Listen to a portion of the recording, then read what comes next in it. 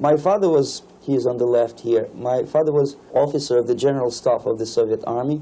He was inspector of land forces, Soviet troops stationed in countries like Mongolia, Cuba, East European countries. This is the picture taken at the entrance of my Institute of Oriental Languages. It's a part of Moscow State University. As every Soviet student, I was, quote-unquote, volunteering for harvesting grain in Kazakhstan. By the end of my training in school, I was recruited by the KGB. This picture was taken on that day, and you can see again how happy it feels to be recruited by the KGB. Pay special attention to number of bottles on the table. One of my functions was to keep foreign guests permanently intoxicated the moment they land at Moscow airport. In 1967, the KGB attached me to this magazine, Look magazine. A group of 12 people arrived to USSR from United States to cover the 50th anniversary of October Socialist Revolution in my country. From the first page to the last page, it was a package of lies.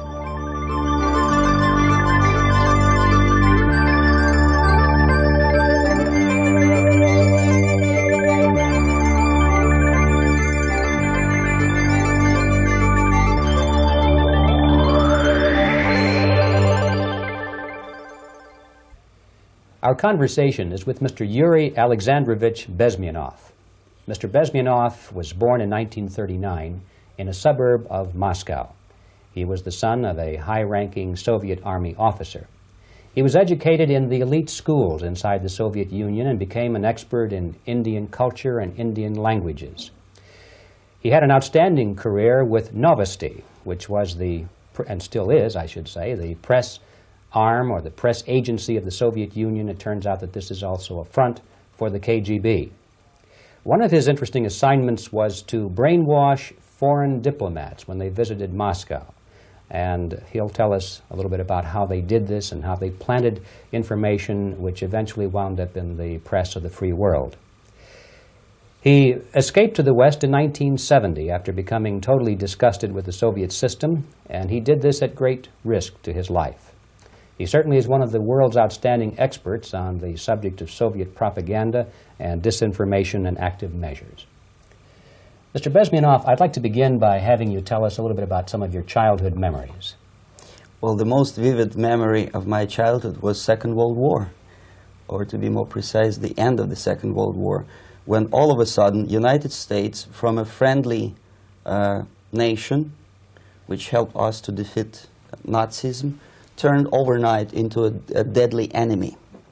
And it was very shocking because all newspapers were trying to present an image of belligerent, aggressive American imperialism. Most of the things that we were taught is that United States is aggressive power, which is just about to invade our beautiful, free, socialist country, that American CIA is dropping Colorado beetles on our beautiful potato fields to eliminate our crops, and each schoolboy had a picture of Colorado bug on the back page of his notebook, and we were instructed to go into collective fields to search for those little Colorado bugs. Of course, we couldn't find any, neither we could find many potatoes, and that was explained again by the encroachments of the decadent imperialist power. The anti-American paranoia, hysteria in the Soviet propaganda was to such of such a higher degree that many less skeptical people or less stubborn would really believe that United States is just about to invade our beautiful motherland, and some secretly hope that it will come true. That's interesting. Yes. Well, getting back to life inside the Soviet Union or inside communist countries in general, in this country, at the university level primarily, we read and hear that the Soviet system is different from ours, but not that different, and that there is a convergence developing between all of the systems of the world, and that really it doesn't make an awful lot of difference what system you live under because you have corruption and dishonesty and tyranny and all that sort of thing. From your personal experience, what is the difference between life under communism and life in the United States? Well, life is obviously very much different for simple reason that the Soviet Union is a state capitalist economically. It's a state capitalism where an individual has absolutely no rights, no value. His life is nothing. It's just like an insect. He is disposable. Whereby in the United States, even the worst criminal is treated as a human being. He has a fair trial, and some of them capitalize on their crimes. They publish their memoirs in their prisons and get handsomely paid by your crazy publishers. The differences, of course, in the daily life are very various, depending on whom we are talking about. In my own private life, I never suffered from communism simply because I was brought up in a family of high-ranking military officer. Most of the doors were open for me. Most of my expenses were paid by the government, and I never had any troubles with the authorities or with the police. So, in other words, I would say I enjoyed, or I had good reasons to enjoy, all the advantages of so-called socialist system. Mm-hmm. My main motivations to defect had nothing to do with affluence. It was mainly moral indignation, moral protest, rebellion against the inhuman methods of the Soviet system. Well, specifically, what did you object to? I objected, first of all, against oppression of my own dissidents and intellectuals. And that was the most disgusting thing that I witnessed as a young man, young student, who was brought up a very troublesome period in our history, from Stalin to Khrushchev, from total tyranny and oppression to some kind of liberalization. Second, when I started working for the Soviet embassy in India, to my horror, I discovered that we are millions times more oppressive than any colonial or imperialist power in the history of mankind. That my country brings to India not freedom, progress, and friendship between the nations, but racism, exploitation, and slavery, and of course economical inefficiency to this country. Since I fell in love with India, I developed something which by KGB standards is extremely dangerous thing. It's called split loyalty, when an agent likes a country of assignment more than his own country. I literally fell in love with this beautiful country, a country of great contrasts, but also great humility, great tolerance, and philosophical and intellectual freedoms. My ancestors used to live in caves and eat raw meat when India was a highly civilized nation 6,000 years ago. So obviously the choice was not to the advantage of my own nation. I decided to defect and to entirely dissociate myself from that brutal regime. Mr. Bezmenov, we've read a lot about the concentration camps and the slave labor camps under the Stalin regime. Now the general impression in America is that those things are part of the past. Are they still going on today, or what is the status? Yes. There is no qualitative change in the Soviet concentration camp system. There are changes in numbers of prisoners. Again, this is unreliable Soviet statistics. We don't know how many political prisoners are there in the Soviet concentration camps. But we sure know from various sources that at each particular time there are close to 25 to 30 million of Soviet citizens who are virtually kept as slaves in forced labor camp system. The size of the population of a country like Canada is serving terms as prisoners. Incredible. So I would say that those intellectuals who try to convince American public that concentration camp system is a thing of a past are either conscientiously misleading public opinion, or they are not very intellectual people. They're selectively blind. They lack intellectual honesty when they say that. Well, we've spoken about the intellectuals in this country and also the intellectuals in the Soviet Union. What about down at the broad mass level? Do the people in general, the working people, the workers in general in the Soviet Union, do they support the system? Do they tolerate it? What is their attitude? Well, average Soviet citizen, if there is such an animal, of course, does not like the system because it hurts, it kills. He may not understand the reasons. He may not have enough information or educational background to understand. But I doubt very much there are many people who are conscientiously supporting the Soviet system. There are not such people in USSR. Even those who have all the reasons to enjoy socialism, people like myself, who were a member of journalistic elite, they also hate system for different reasons, though. Not because they lack material affluence, but because they are unfree to think, they are in constant fear, duplicity, split personality. And this is the greatest tragedy for my nation. Well, what do you think are the chances of the people actually overcoming their system or replacing it? There is a great possibility that system will sooner or later be destroyed from within. There is a self-destructive mechanism built into any socialist or communist or fascist system. Because there is lack of feedback, because the system does not rely upon loyalty of population. But until this Soviet junta is being supported by the Western so-called imperialists, that is, multinational companies, establishments, governments, and let's face it, intellectuals, so-called academia in the United States is famous for supporting the Soviet system. As long as the Soviet junta will keep on receiving credits, money, technology, grain deals, and political recognition from all these traitors of democracy or freedom, there is no hope. There is not much hope for changes in my country, and the system will not collapse by itself simply because it's being nourished by so-called American imperialism. This is the greatest paradox in history of mankind, when capitalist world supports and actively nourishes its own destructor. I think you're trying to tell us something. Oh, in yes. This country. Mm-hmm. I'm trying to tell you that it has to be stopped unless you want to end up in Gulag system and enjoy all the advantages of socialist equality.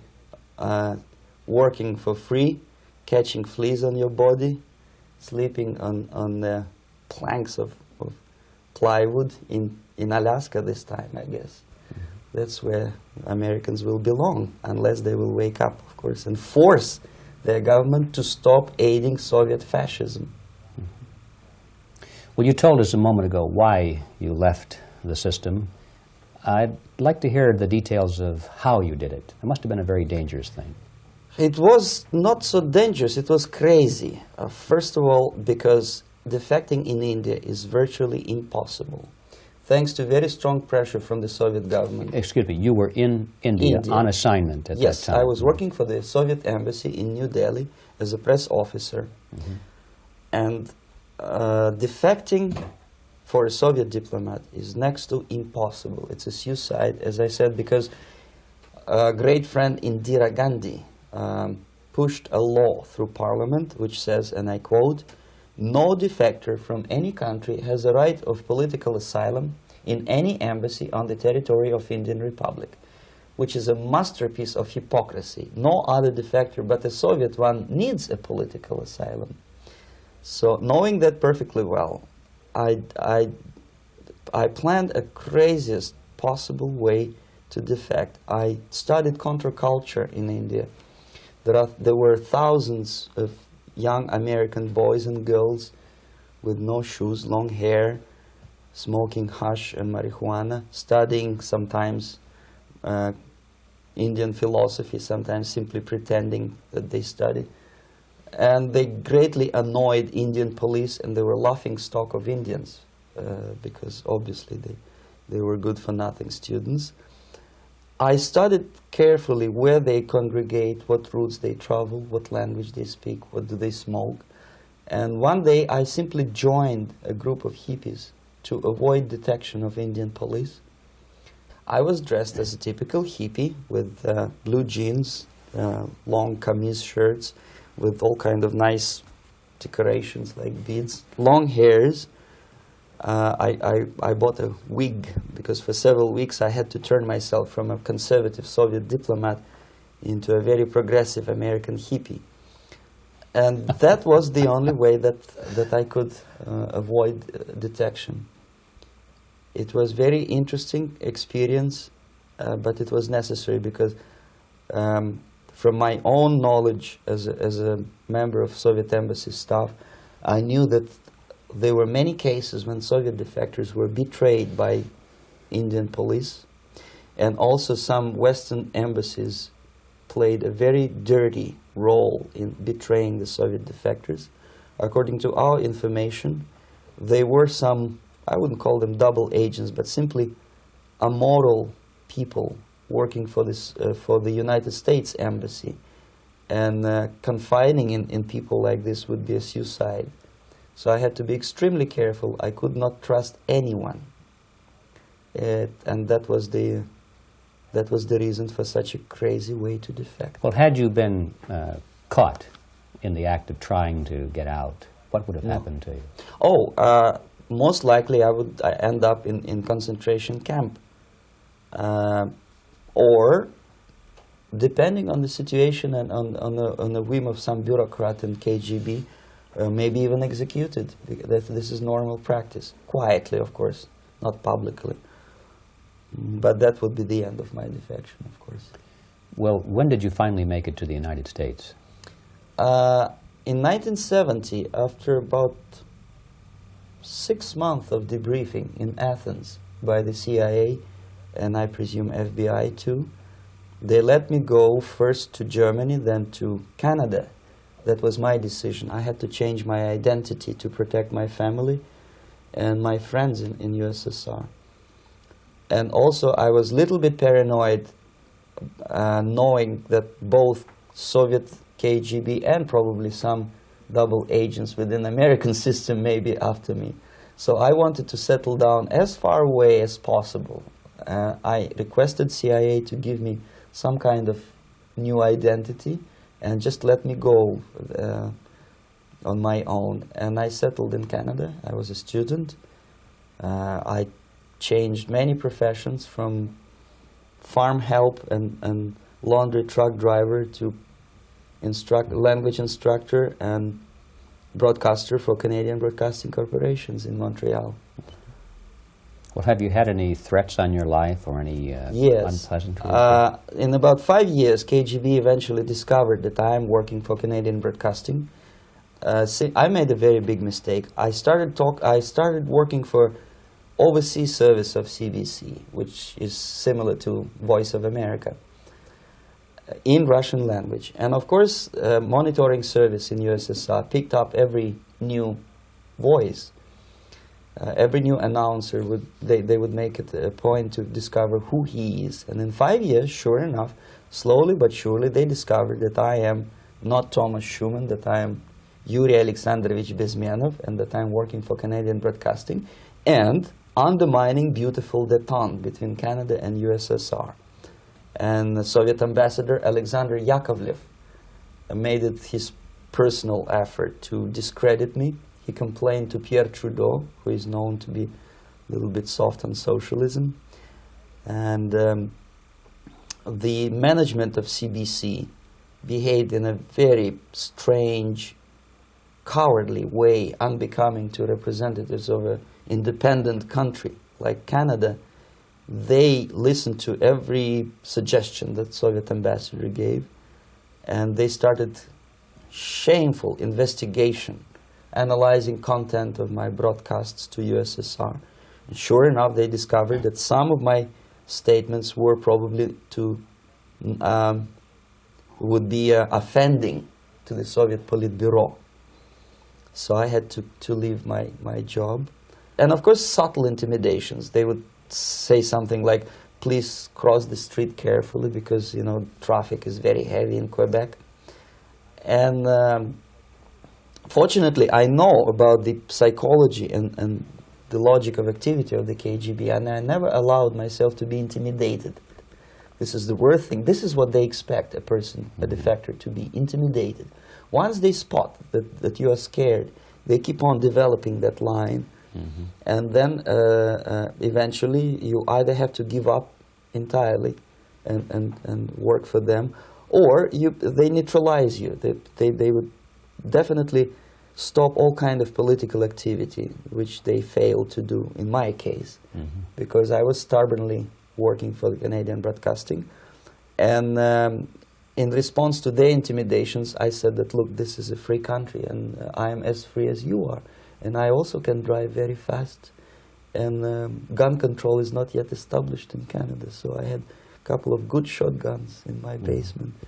So welcome to visit me someday with your Kalashnikovs machine guns. So obviously it didn't work. Intimidation didn't work. So they tried different approach, as I described. They approached on the highest level, on the level of Canadian bureaucracy. And on that level they were successful. On that level they were successful. On individual level they failed flat. Mr. Bezmenov has brought a series of slides with him that he has taken from the Soviet Union, and I think this is a good time to take a look at the slides. Yes. Now, the viewers will be able to see these slides as we talk about them. Yes, this is a collection of slides which are, some of them are snapshots from my family album, some of them are documents which I smuggled from the Soviet embassy, and some are reproductions from local mass media. I usually show them to establish my credibility as a defector. This is a picture of my native town, Mytishi, about 20 miles north from Moscow. Characteristically, there is a statue of Comrade Lenin in the central square. This is myself at the age of 7, again, characteristically, under the statue of Comrade Stalin, extending his friendly hand to peoples of the world. At that age, of course, I was still idealistically minded young communist, and I still believe that sooner or later things will go for better. But I realized that the system stinks, that something is fishy, and that ideology is fake, and the propaganda about advanced Soviet agriculture simply didn't meet the criteria of reality. If they talk about abundance of food and there is none in the stores, there must be something wrong. My father was, he is on the left here, my father was officer of the General Staff of the Soviet Army. He was inspector of land forces, Soviet troops stationed in countries like Mongolia, Cuba, East European countries. Were he alive today, most likely he would be inspecting Soviet troops in Nicaragua, Angola, and many other parts of the world. Fortunately, he died and he didn't see the disgrace, because deep inside he was a Russian patriot. He didn't like the idea of expanding Soviet military might, especially in the areas where we were not welcomed at all. Unlike many other military officers, he was reporting directly to the Minister of Defense, bypassing KGB and diplomatic service. In other words, he was a trusted military professional. And my impression that this type of people are much less hawkish and adventuristic than party bureaucrats in Kremlin. When American mass media describes Soviet military as potentially dangerous counterpart for Pentagon, I simply laugh, because I know better. I know that the most dangerous part of the Soviet power structures are not military at all. Most likely, if they come to power in my country, they'll be more sensible negotiators for nuclear disarmament and withdrawal of the Soviet troops from many parts of the world. But if someone from the party structure or the KGB structure were to give the orders for a military they have to obey, they yes, would follow because them. they are professional military. But they, you see, the triangle of power and hate in USSR is the party at the top, the party elite, the oligarchy of the party, then the military and the KGB at the bottom. They hate each other, and the most hated triangle, the most hated corner of the triangle is the Communist Party bureaucrats. They are the most adventuristic, senile megalomaniacs. They can start war, I wouldn't be surprised. Not the military. They know what war is. Yes. At least my father did. This is the picture taken at the entrance of my Institute of Oriental Languages. It's a part of Moscow State University. I graduated in 1963. And Now, excuse me, which one were you on? I am on the right. You're on the right. And on the left is my my schoolmate Vadim Smirnov, who later was an apparatchik in the Central Committee of the Soviet Union Communist Party. What is an apparatchik? It's a functionary, something like civil service in British Empire. Someone who is never fired from the service. He stays there internally. He may not be promoted too high, but he's a dependable bureaucrat who will stay forever. I studied not only languages, but also history, literature, even music. I'm on this picture, I'm trying to learn how to play Indian musical instrument. I even tried to look like an Indian when I was second-year student. Not bad, right? Yes, actually it was strongly encouraged by the instructors in my school, because the graduates of my school were later on employed as diplomats, foreign journalists, or spies. As every Soviet student, I was quote-unquote volunteering for harvesting grain in Kazakhstan. This is the biggest agricultural blunder of the Soviet government. But I didn't have much choice, of course, because the communist motto borrowed from the Bible says, "Those who do not work shall not eat." And you can see me eating, therefore I was working, and you can see how happy I was about it. I went through a very extensive physical and military training, including the military games in areas, suburban areas of Moscow. And here, for example, we are on a tour in Arkhangelsk area. And by the end of my training in school, I was recruited by the KGB. This picture was taken on that day, and you can see again how happy it feels to be recruited by the KGB. Our conversation with Yuri Alexandrovich Bezmenov, who is a defector from the Soviet Union, a former propaganda agent for Novosti and the KGB, will continue after this message.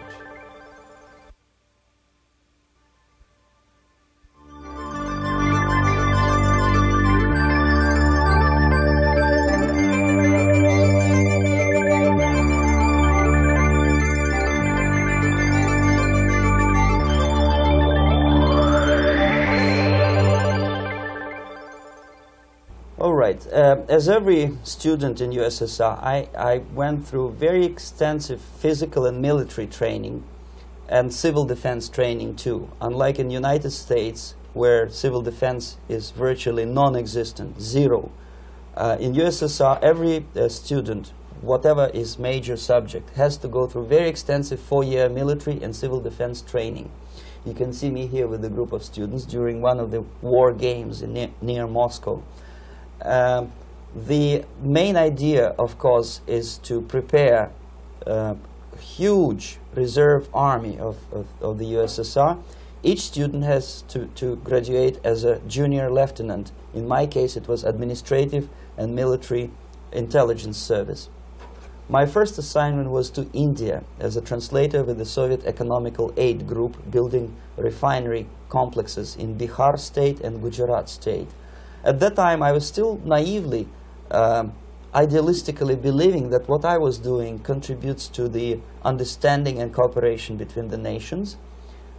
It took me quite a number of years to realize that what we were bringing to India was a new type of colonialism, 1,000 times more oppressive and exploitative than any colonialism or imperialism in history of mankind.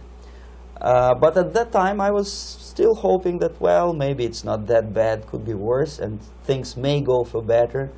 And I even tried to implement the beautiful Marxist motto, "Proletarians of all the countries unite." I tried to unite with a nice Indian girl, and I was fascinated by Indian culture, by the family life in this country. But obviously, Communist Party had different plans for my genes, so I had to marry this beautiful Russian girl. In the span of my career, I married 3 times. Most of these marriages were marriages of convenience, on advice from the Department of Personnel. This is normal practice in USSR. When a Soviet citizen is assigned to a foreign job, he has to be married, either to keep family in USSR as hostages, or, if it's a convenience marriage like mine, so that the husband and wife are virtually informers on each other to prevent defection or contamination by decadent imperialist or capitalist ideas.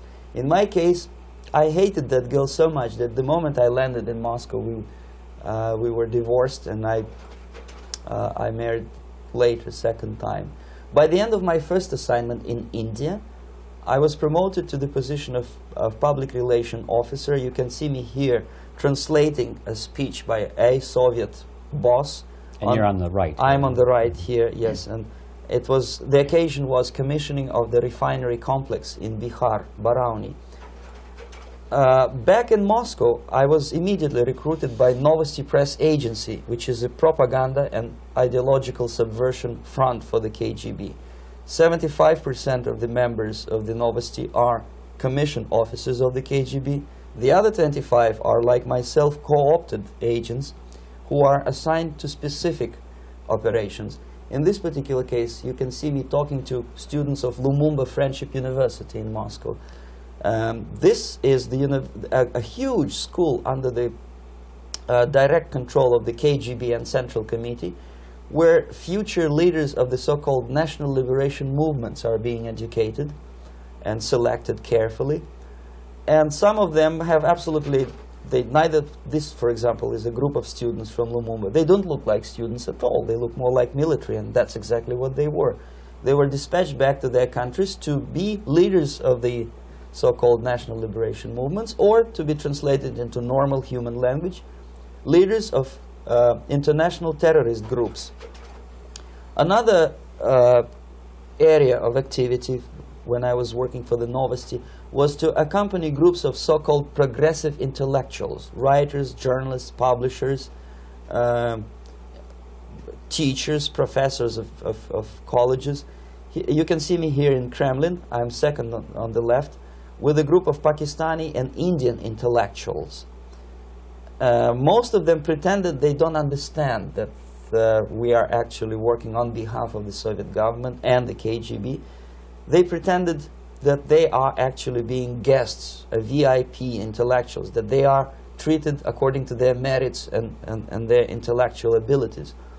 For us, they were just a bunch of political prostitutes to be taken advantage for various propaganda operations. Therefore, you can see perfectly well the senior colleague of mine on the left doesn't really have that much respect on his face, and myself with a very skeptical smile, typical KGB sarcastic smile, anticipating another victim of ideological brainwashing. This is how a typical conference in Novosti headquarters in Moscow looked like. Sitting in the middle is Boris Burkov, the then director of Novosti Press Agency, high-ranking party bureaucrat in the Department of Propaganda. I am standing next to a famous Indian poet, Sumitranandan Pant. He was famous because he was an author. He was the author of a famous poem titled Rhapsody to Lenin. That's why he was invited to USSR, and everything was paid by the Soviet government. Pay special attention to number of bottles on the table. This is one of the ways to kill the awareness or curiosity of foreign journalists. One of my functions was to keep foreign guests permanently intoxicated the moment they land at Moscow airport. I had to take them to the VIP lounge and toast to friendship and understanding between the nations of the world. Glass of vodka, then a second glass of vodka. And in no time, my guests would be feeling very happy. They would see everything in kind of pink, nice color. And that's the way I had to keep them permanently for the next 15 or 20 days. At a certain point in time, I had to withdraw alcohol from them so that some of them, who are the most recruitable, would feel a little bit shaky, guilty, trying to remember what they were talking last night. That's the time to approach them with all kind of nonsense, such as joint communique or statement for Soviet propaganda. That's the time they are the most flexible. And of course, what they didn't understand, they didn't realize or pretended not to realize, that myself, who was drinking together with them, was not drinking at all. I had ways to get rid of alcohol through various techniques, including special pills which were given to me by my colleagues. But they were taking it seriously. In other words, they would consume quite large volumes of alcohol and feel quite uneasy next morning. In 1967, the KGB attached me to this magazine, Look magazine. A group of 12 people arrived to USSR from United States to cover the 50th anniversary of October Socialist Revolution in my country. From the first page to the last page, it was a package of lies, propaganda cliché, which were presented to American readers as opinions and deductions of American journalists. Nothing could be far from truth. These were not opinions. They were not opinions at all. They were the clichés which the Soviet propaganda wants American public to think that they think. If it does make any sense at all. It sure does, because from the viewpoint of the Soviet propaganda, although there are some subtle criticism of the Soviet system, the basic message is that Russia today is a nice, functioning, efficient system supported by majority of population. That's the biggest lie. And of course, American intellectuals and journalists from Look magazine elaborated on that untruth in various different ways. They intellectualized that lie. They found all kind of justifications for telling lies to American public. Excuse me, it was partly your job to make sure that they got these ideas, yes, and accepted them as their own ideas. Right. Actually, even before they arrived to USSR, and they paid astronomical sum of money for that visit, they were submitted, this Novosti Press Agency developed so-called backgrounders, 20-25 pages of information and opinions which were presented to the journalists even before they bought their tickets to Moscow. They had to analyze the situation, and judging on their reaction to that backgrounder, the local Novosti representative or local Soviet diplomat in Washington, D.C. would assess whether they be given visa to USSR or not. So they were selected ahead of time. Oh yes, they were pre-selected very carefully, and there is not much chance for honest journalists to arrive to USSR and to stay there for 1 year and to bring this package of lies back home. This, for example, is a centerfold of the Look magazine. They presented this monument erected by Communist Party in Stalingrad as the symbol, personification of Russian military might. And they said in the article, which is published on the site, that Soviets are very proud of the victory in the Second World War. This is another big myth, a lie. No sensible people would be proud to lose 20 millions of their countrymen in a war which was started by Genoese Hitler and Comrade Stalin and paid by American multinationals. Most of the Soviet citizens look at this type of monuments with disgust and sorrow, because every family lost father, brother, sister, or child in the Second World War. Yet American journalists who were trying to appease, to please their hosts, presented this picture on the centerfold as the symbol and personification of Soviet national, they call it Russian national spirit. And it was greatest misconception and a very tragic misunderstanding. Of course, Look magazine was not distributed in USSR. The main audience was in United States. But I presume that many Americans, millions of Americans who were reading Look magazine at that time, had absolutely wrong idea about the sentiments of my nation, about what the Soviets are proud of and what they hate. This is a group, you see the same lady with the sword in Stalingrad. This is the group of journalists. Myself is in the center with the same devilish smile. And Mr. Philip Harrington is on the extreme left there with his camera. This is the gentleman which was so deaf or so uninterested in what I had to say to him. This is the same picture, a blow-up of the same picture. Many guests from various countries, in this particular case from Asia and Africa, were taken by me as a Novosti Press Agency employee for a tour across Siberia, for example. We would show them typical kindergarten, you see, nothing special by American standards, just nice children sitting, eating their breakfast or lunch. What they could not understand, or they pretended not to understand, that this is an exemplary kindergarten. This is not the kindergarten for average person or average family in USSR.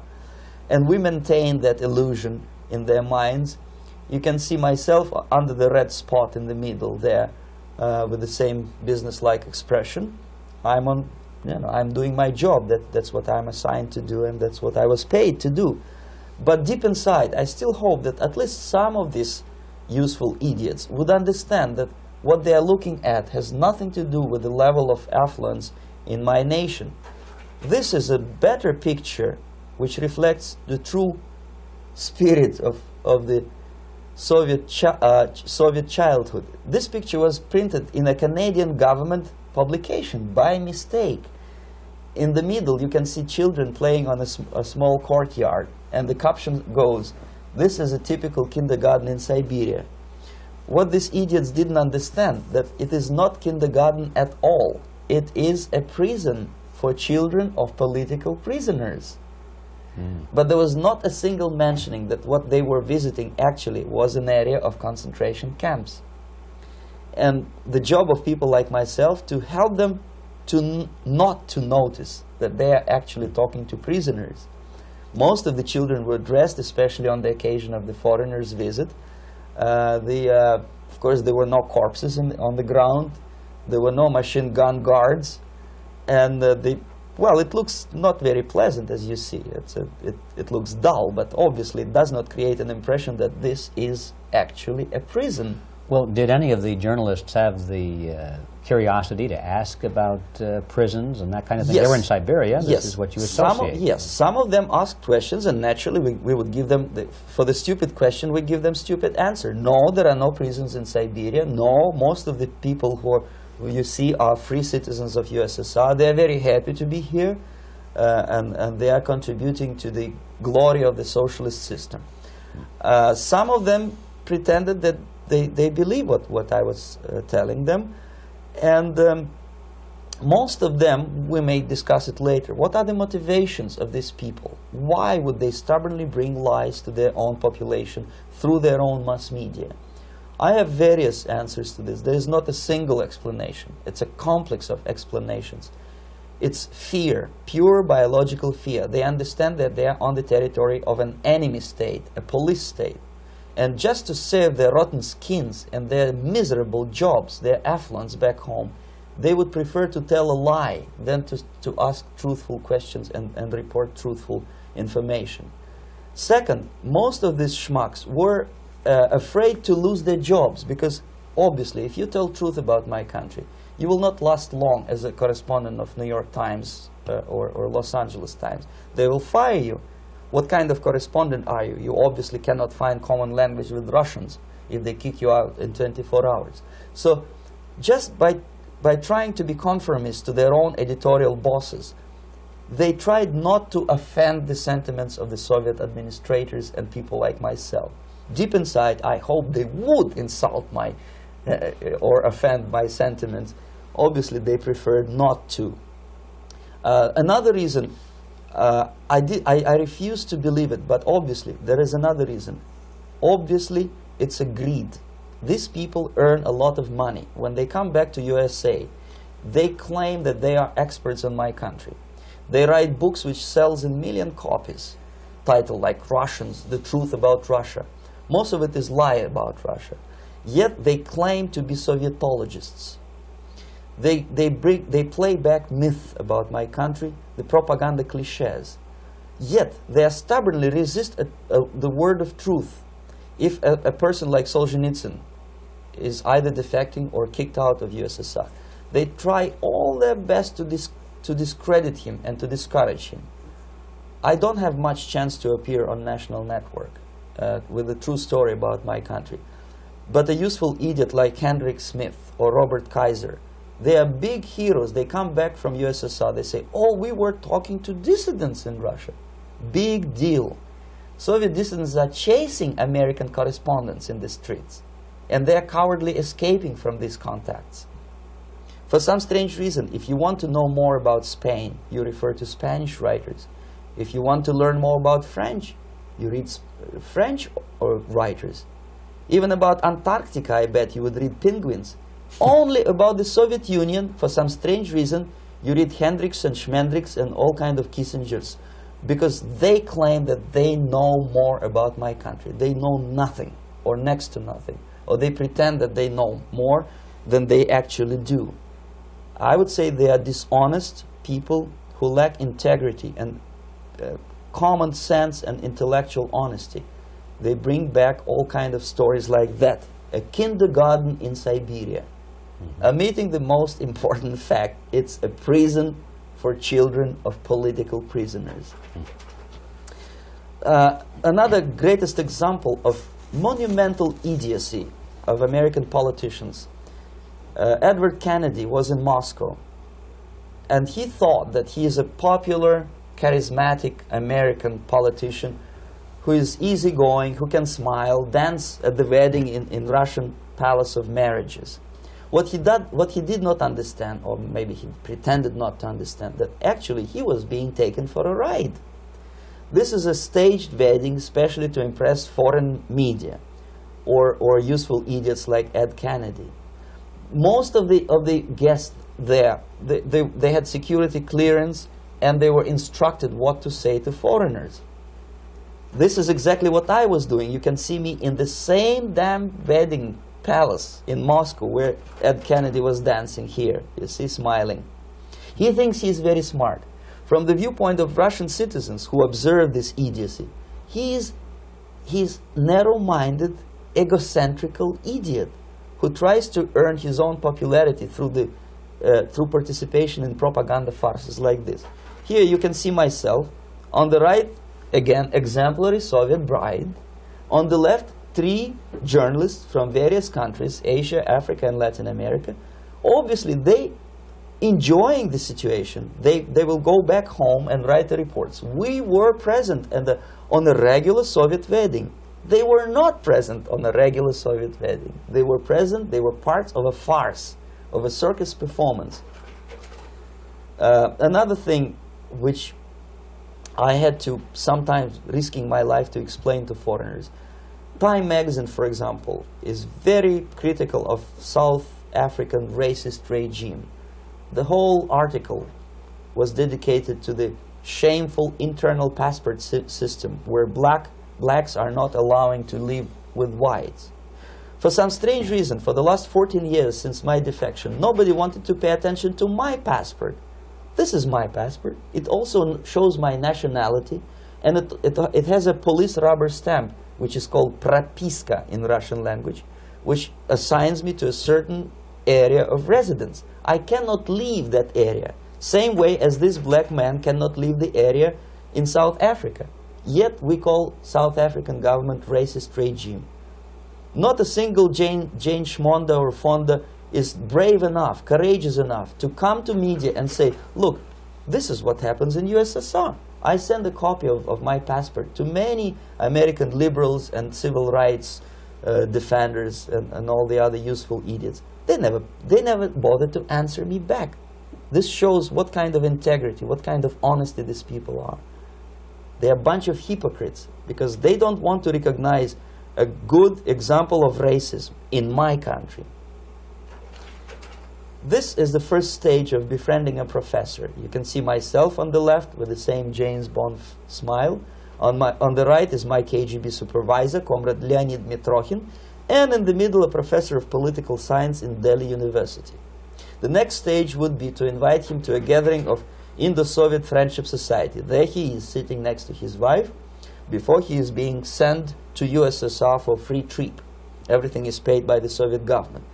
He was made to believe that he is invited to USSR because he is a talented, sober-thinking intellectual. Absolutely false. He is invited because he is a useful idiot, because he would agree and subscribe to most of the Soviet propaganda cliché.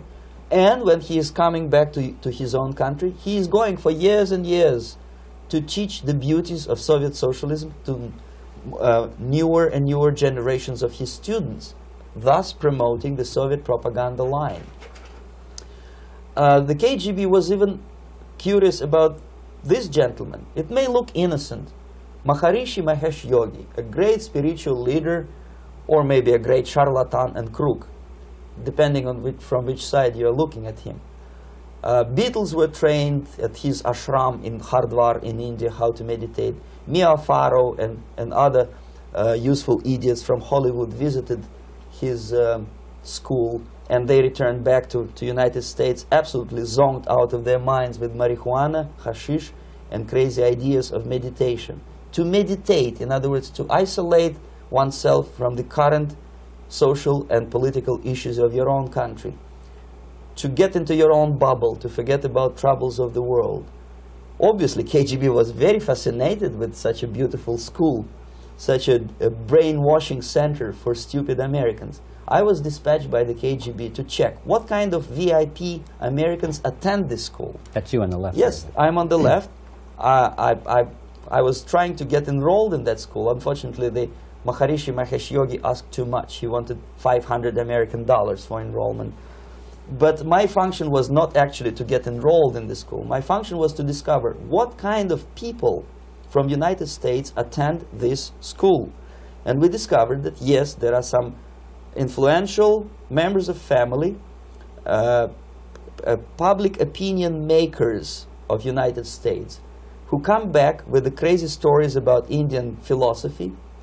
Indians themselves look upon them as idiots, useful idiots. To say nothing about KGB, who looked at them as extremely naive, misguided people. Obviously, a VIP, say a wife of a congressman or a prominent Hollywood personality, after being trained in that school, is much more instrumental in the hands of manipulators of public opinion and KGB than a normal person who understands, who looks through this type of fake religious training. Why would they be more susceptible to manipulation? I just mentioned that because, you see, a person who is too much involved in introspective meditation. You see, if you carefully look what Maharishi Mahesh Yogi is teaching to Americans, is that most of the problems, most of the burning issues of today can be solved simply by meditating. Don't rock the boat. Don't get involved. Just sit down, look at your navel, and meditate. And the things, due to some strange logic, due to cosmic vibration, will settle down by themselves. This is exactly what the KGB and Marxist-Leninist propaganda wants from Americans, to distract their opinion, attention, and mental energy from real issues of the United States into a non-issues, into a non-world, non-existent harmony. Obviously, it's more beneficial for the Soviet aggressors to have a bunch of duped Americans than Americans who are self-conscious, healthy, physically fit, and alert to the reality. Maharishi Mahesh Yogi obviously is not on the payroll of the KGB. But whether he knows it or not, he contributes greatly to demoralization of American society. And he's not the only one. There are hundreds of those gurus who come to your country to capitalize on naivete and stupidity of Americans. It's a fashion. It's a fashion to meditate. It's a fashion not to be involved. So obviously, you can see that if KGB were that curious, if they paid my trip to Hardwar, if they assigned me to that strange job, obviously they were very much fascinated. They were convinced that that type of brainwashing is very efficient and instrumental in demoralization of the United States. Our conversation with Yuri Alexandrovich Bezmenov, who is a defector from the Soviet Union, a former propaganda agent for Novosti and the KGB, will continue after this message.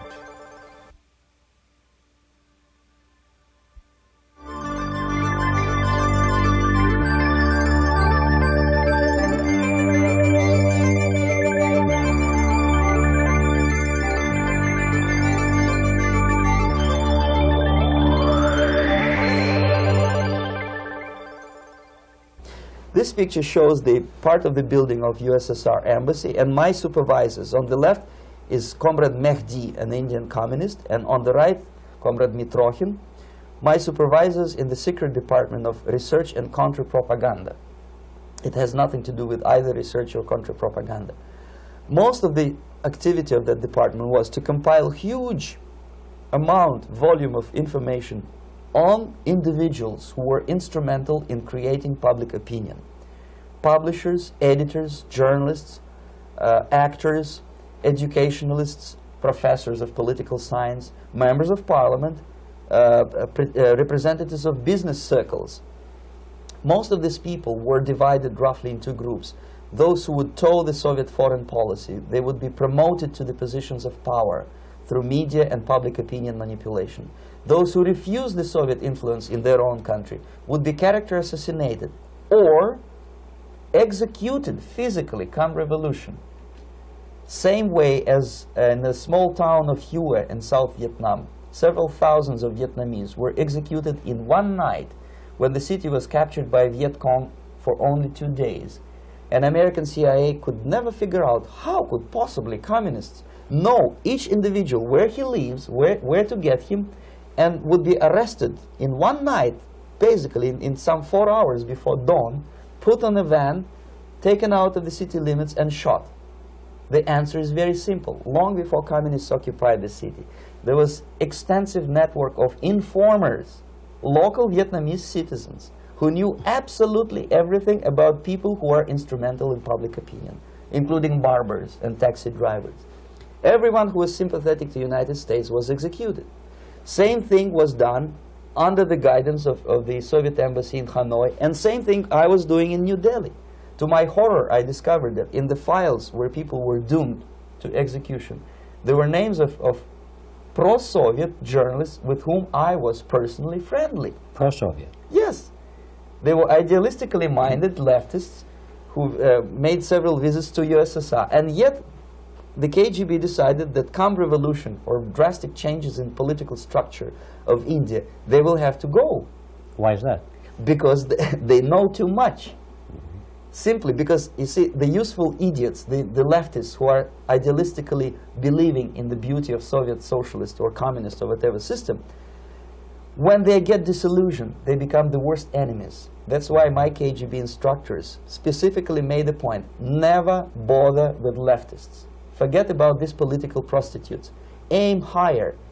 This was my instruction.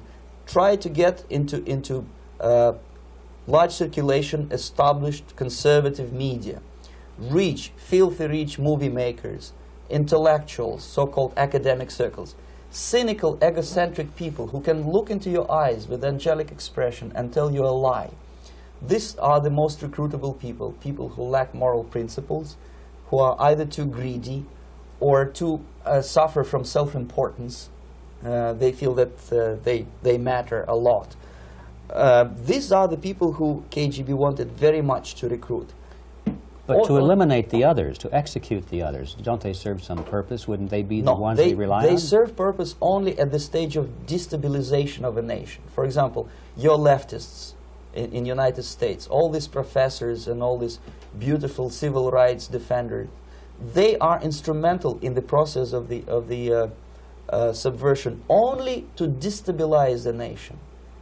When their job is completed, they are not needed anymore. They know too much.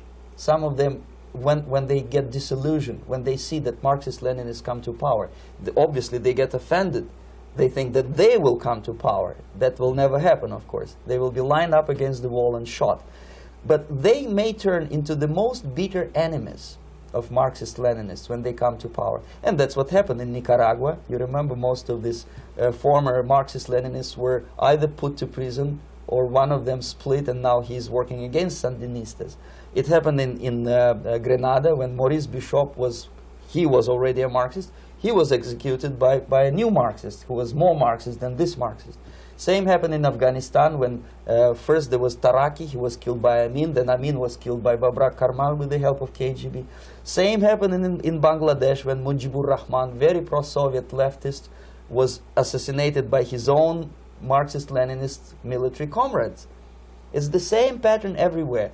The moment they serve their purpose, all the useful idiots are either be executed entirely, all the idealistically minded Marxists, or exiled or put in prisons, like in Cuba. Many former Marxists are in Cuba, in prison. So most of the Indians who were cooperating with the Soviets, especially with our Department of Information of the USSR Embassy, were listed for execution. And when I discovered that fact, of course I was sick. I was mentally and physically sick. I thought that I'm going to explode one day during the briefing at the ambassador's office. I would stand up and say something that we are basically a bunch of murderers. That's what we are. It has nothing to do with friendship and understanding between the nation and blah, blah, blah. We are murderers. We behave as a bunch of thugs in a country which is hospitable to us, a country which with ancient traditions. But I did not defect. I tried to get the message across. To my horror, nobody wanted even to listen, least of all to believe what I had to say. And I tried all kinds of tricks. I would leak information through letters or lost documents or something like that. And still I got no message. The message was not published, even in the conservative mass media of India. The immediate impulse to defect was Bangladesh crisis, which was described by American correspondents as Islamic grassroots revolution, which is absolute baloney. There was nothing to do with Islam, and there was no grassroots revolution. Actually, there are no grassroots revolutions, period. Any revolution is a byproduct of a highly organized group of conscientious and professional organizers, but has nothing to do with grassroots. In Bangladesh, it was nothing with grassroots. Most of the Awami League party members, Awami League means People's Party, were trained in Moscow in the High Party School. Most of the Mukti Fauj leaders, Mukti Fauj in Bengali means People's Army, same as SWAPO and all kind of liberation armies all over the world, the same bunch of useful idiots. They were trained at Lumumba University and various centers of the KGB in Simferopol, in Crimea, and in Tashkent. So when I saw that Indian territory is being used as a jumping board to destroy East Pakistan, I saw myself thousands of so-called students traveling through India to East Pakistan, through the territory of India, and Indian government pretended not to see what's going on. They knew perfectly well, the Indian police knew it, the intelligence department of the Indian government knew it, the KGB of course knew it, and the CIA knew it. That was most infuriating, because when I defected and I explained to the CIA debriefers they should watch out because East Pakistan is going to erupt any moment, they said I was reading too many James Bond novels. Anyway, so East Pakistan was doomed. One of my colleagues in the Soviet consulate in Calcutta, when he was dead drunk, he ventured into the basement to relieve himself, and he found big boxes which said printed matter to Dhaka University. Dhaka is the capital of East Pakistan. And since he was drunk and curious, he opened one of the boxes and he discovered not printed matter. He discovered Kalashnikov guns and ammunition in there. Anyway, it's a long story. When I saw the preparations for the invasion into East Pakistan, obviously I wanted to defect immediately. The only thing I couldn't at that time make up my mind when and where and how. One of the reasons, of course, you see, I was in love with India. I mentioned it before. I spoke the languages. I socialized with people. And I understood that I had to act fast unless I want this beautiful country to be permanently and irreparably damaged by our presence. One of the reasons not to defect was, as you can see, I was living in relative affluence. Who the hell in a normal mind would defect and do what? To be abused by your media, to be called McCarthyist and fascist and paranoid, or to drive a taxi in New York City? What for? What the hell for should I defect? To be abused by Americans, to be insulted in exchange for my effort to bring the truthful information about impending danger of subversion. As you can see, I was living in quite a comfortable conditions next to swimming pool, where Indians were not allowed, by the way. I was highly paid expert in propaganda. I had my family. I was respected by my nation. My career was cloudless. The third reason, how to defect with the family. To defect with the baby and the wife would be virtual suicide, because according to law, that hypocritical law which I quoted before, the Indian police will have to hand me over back to the KGB, and that will be the end of my defection and probably my life. Again, I cannot smuggle my wife because she was not quite sure what I was doing. She was not that idealistically involved, and she was definitely not in the total picture of what I was doing for the KGB. She would be shocked if I you know, put her in my van and drive her to the American embassy or elsewhere. That would be a greatest danger. So again, I had to defect in such a way that my defection would look as simple disappearance. And there were many cases like that when the Soviet agents simply disappeared, either killed in action or, thanks to their curiosity and their close contacts with radicals, some of them were killed by the Marxists, by the way. It happened in many African countries when the Soviet KGB were killed by Africans themselves. Not because they hated Marxism-Leninism, but because they were simply trigger-happy bunch of unruly characters. If you give them a machine gun, they will shoot. And some of the Soviets obviously were not careful enough to protect themselves, and they got into embarrassing situations when they were shot at the crossfire between factions of so-called liberation movements. Anyway, so I decided, as I said, to study the counterculture. I decided this probably would be the best way to disappear. I socialized with characters like this. On the left, you see, he's a barefoot American hippie. It took me quite a long time to study exactly what they were doing and how to mix with them. But eventually I did it. Most of Indian newspapers carried my picture and promise of 2,000 rupees for information about my whereabouts. But they were looking for the wrong person, because they obviously tried to stop a young Soviet diplomat in white shirt and tie, and this is how I looked at the time of defection. Nobody could possibly think that a Soviet diplomat would be as crazy as to join a bunch of hippies. That's you. Yes, travel India and smoke hash. So I made it literally almost like a Hollywood-style detective story. From under the nose of the KGB in Bombay airport, I landed the plane and I flew to Greece, where I was debriefed by the CIA. That's basically that's all for my slides. We can turn off the projector, then. That's very interesting. Well, you spoke several times before about ideological subversion. That is a phrase that I'm afraid some Americans don't fully understand. When the Soviets use the phrase ideological subversion, what do they mean by it? Ideological subversion is the process which is legitimate, overt, and open. You can see it with your own eyes. All you have to do, all American mass media has to do, is to unplug their bananas from their ears, open up their eyes, and they can see it. There is no mystery. There is nothing to do with espionage. I know that espionage intelligence gathering looks more romantic. It sells more deodorants through the advertising, probably. That's why your Hollywood producers are so crazy about James Bond type of thrillers. But in reality, the main emphasis of the KGB is not in the area of intelligence at all. According to my opinion and opinion of many defectors of my caliber, only about 15% of time, money, and manpower is spent on espionage as such. The other 85% is a slow process which we call either ideological subversion or active measures, активные мероприятия in the language of the KGB, or psychological warfare. What it basically means is to change the perception of reality of every American to such an extent that despite of the abundance of information, no one is able to come to sensible conclusions in the interests of defending themselves, their families, their community, and their country. It's a great brainwashing process which goes very slow, and it's divided in 4 basic stages. The first one being demoralization. It takes from 15 to 20 years to demoralize a nation. Why that many years? Because this is the minimum number of years which requires to educate one generation of students in the country of your enemy.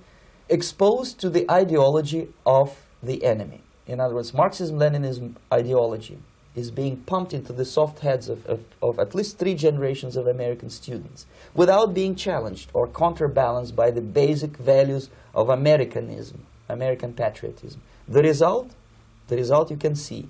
Most of the people who graduated in the 60s, dropouts or half-baked intellectuals, are now occupying the positions of power in the government, civil service, business, mass media, educational system. You are stuck with them. You cannot get rid of them. They are contaminated. They are programmed to think and react to certain stimuli in a certain pattern. You cannot change their mind, even if you expose them to authentic information, even if you prove that white is white and black is black. You still cannot change the basic perception and the logic of behavior. In other words, these people, the process of demoralization is complete and irreversible. To get rid society of these people, you need another 20 or 15 years to educate a new generation of patriotically minded and common sense people who would be acting in favor and in the interests of the United States society. And yet these people who've been programmed and, as you say, in place and Yes. who are favorable to an opening with the Soviet concept, these are the very people who would be marked for extermination in this country? Most of them, yes. Simply because the psychological shock when they will see in future what the beautiful society of equality and social justice means in practice, obviously they will revolt. They will be very unhappy, frustrated people. And the Marxist-Leninist regime does not tolerate these people. Obviously they will join the links of dissenters, dissidents. Yes. Unlike in present United States, there will be no place for dissent in future Marxist-Leninist America. Here you can get popular like Daniel Ellsberg and filthy rich like Jane Fonda for being dissident, for criticizing your Pentagon. In future, these people will be simply squashed like cockroaches. Nobody is going to pay them nothing for their beautiful, noble ideas of equality. This they don't understand, and it will be the greatest shock for them, of course. The demoralization process in the United States is basically completed already. For the last 25 years, actually it's overfulfilled, because demoralization now reaches such areas where previously not even Comrade Andropov and all his experts would even dream of such a tremendous success. Most of it is done by Americans to Americans, thanks to lack of moral standards. As I mentioned before, exposure to true information does not matter anymore. A person who was demoralized is unable to assess true information. The facts tell nothing to him. Even if I shower him with information, with authentic proof, with documents, with pictures, even if I take him by force to the Soviet Union and show him concentration camp, he will refuse to believe it until he is going to receive a kick in his fat bottom. When a military boot crashes his balls, then he will understand, but not before that. That's the tragic of the situation of demoralization. So basically America is stuck with demoralization, and unless, even if you start right now, here, this minute, you start educating new generation of Americans, it will still take you 15 to 20 years to turn the tide of ideological perception of reality back to normalcy and patriotism. The next stage is destabilization. This time, subverter does not care about your ideas and the patterns of your consumption. Whether you eat junk food and get fat and flabby, doesn't matter anymore. This time, and it takes only from 2 to 5 years to destabilize a nation, what matters is essentials: economy, foreign relations, defense systems. And you can see it quite clearly that in some areas, in such sensitive areas as defense and economy, the influence of Marxist-Leninist ideas in the United States is absolutely fantastic. I could never believe it 14 years ago when I landed in this part of the world, that the process will go that fast. The next stage, of course, is crisis. It may take only up to 6 weeks to bring a country to the verge of crisis. You can see it in Central America now. And after crisis, with a violent change of power, structure, and economy, you have so-called the period of normalization. It may last indefinitely. Normalization is a cynical expression borrowed from Soviet propaganda. When the Soviet tanks moved into Czechoslovakia in '68, Comrade Brezhnev said, "Now the situation in brotherly Czechoslovakia is normalized." This is what will happen in the United States if you allow all these schmucks to bring the country to crisis, to promise people all kind of goodies and the paradise on earth, to destabilize your economy, to eliminate the principle of free market competition, and to put a big brother government in Washington, D.C., with benevolent dictators like Walter Mondale, who will promise lots of things, never mind whether the promises are fulfillable or not. He will go to Moscow to kiss the bottoms of new generation of Soviet assassins. Never mind. He will create false illusions that the situation is under control. Situation is not under control. Situation is disgustingly out of control. Most of the American politicians, media, and educational system trains another generation of people who think they are living at a peacetime. False. United States is in the state of war, undeclared total war against the basic principles and the foundations of this system. And the initiator of this war is not Comrade Andropov, of course. It's the system. However ridiculous it may sound, the world communist system or the world communist conspiracy, whether I scare some people or not, I don't give a hoot. If you are not scared by now, nothing can scare you. But you don't have to be paranoid about it. What actually happens now, that unlike myself, you have literally several years to live on unless the United States wake up. The time bomb is ticking. With every second, the disaster is coming closer and closer. Unlike myself, you will have nowhere to defect to, unless you want to live in Antarctica with penguins. This is it. This is the last country of freedom and possibility. Okay, so what do we do? What is your recommendation to the American people? Well, the immediate thing that comes to my mind is, of course, there must be a very strong national effort to educate people in the spirit of real patriotism, number one. Number two, to explain them the real danger of socialist, communist, whatever, welfare state, big brother government. If people will fail to grasp the impending danger of that development, nothing ever can help United States. You may kiss goodbye to your freedom, including freedoms to homosexuals, to prison inmate. All this freedom will vanish, evaporate in 5 seconds, including your precious lives.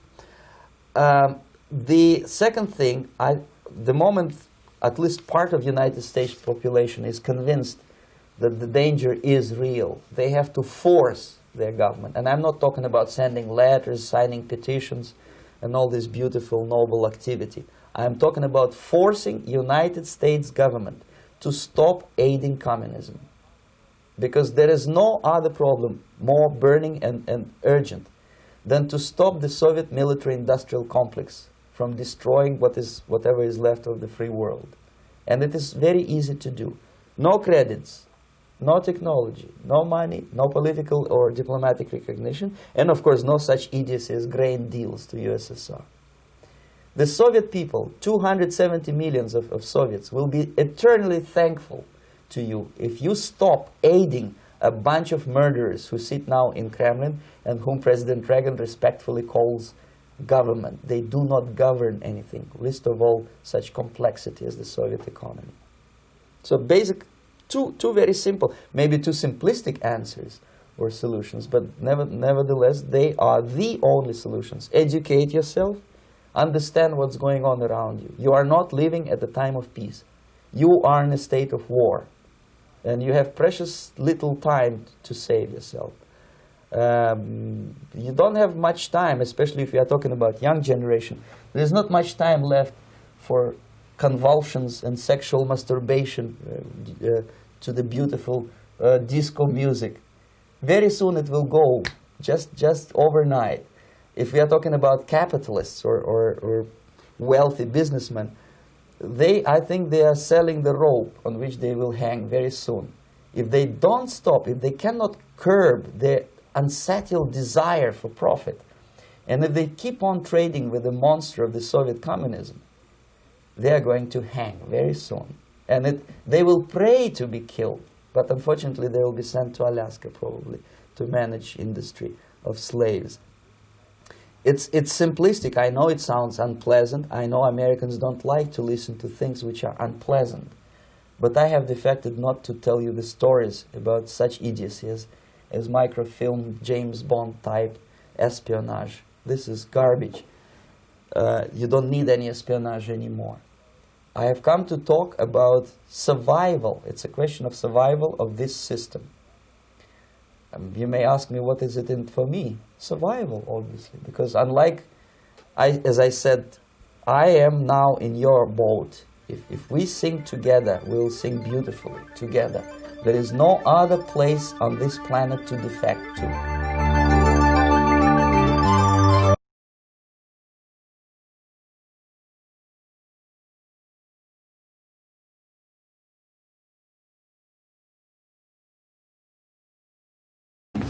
I was born in a military family. My father was a high-ranking officer of the Soviet Army General Staff, inspector of land forces, stationed outside of USSR in every quote-unquote brotherly country or liberated country of the world.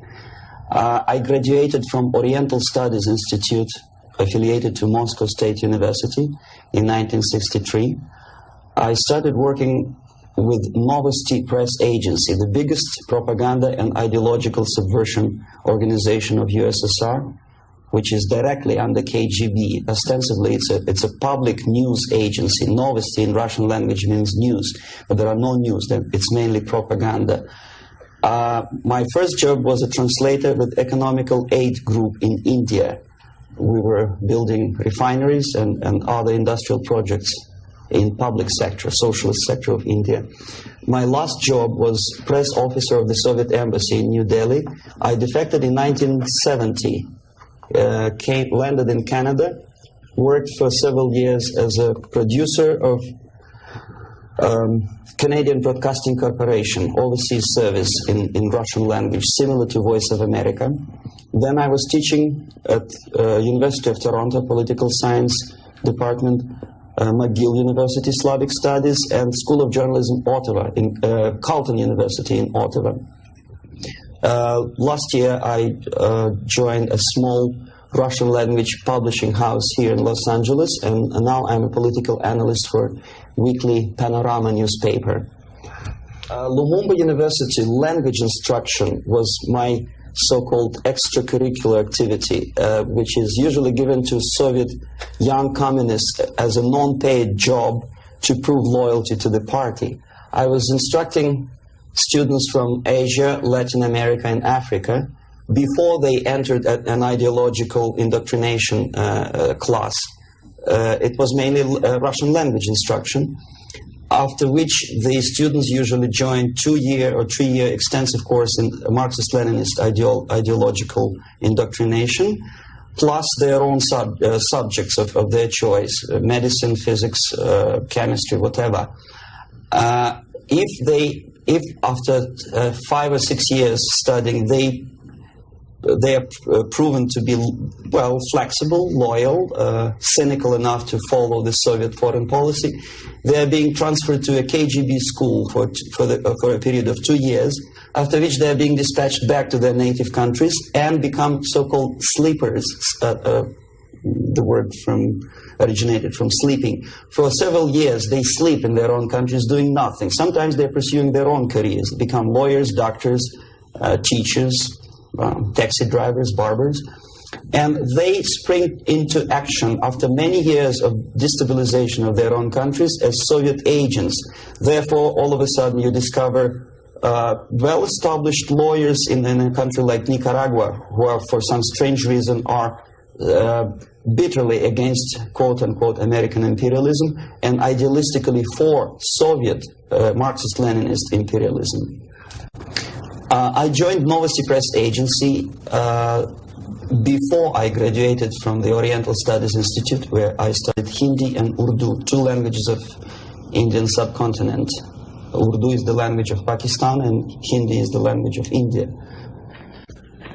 The journalistic part of my training was ordinary journalism, mass media, communication theories and studies. Together with that, we had a very extensive training in military, civil defense, intelligence, and ideological subversion. So even before I graduated, I started working with Novosti Press Agency, first as a translator, interpreter, and guide with foreign delegations who were invited to USSR and who were shown all the beauties of socialism and dispatched back to their countries to explain to their people how beautiful is socialism. My role was directly linked with KGB activities of brainwashing and psychological assessment of these guests. If they showed any sign of flexibility, which means they showed that they were recruitable, I passed them over to professional KGB recruiters, and from there on they were actively being involved in ideological subversion and propaganda, both in USSR and in their own countries.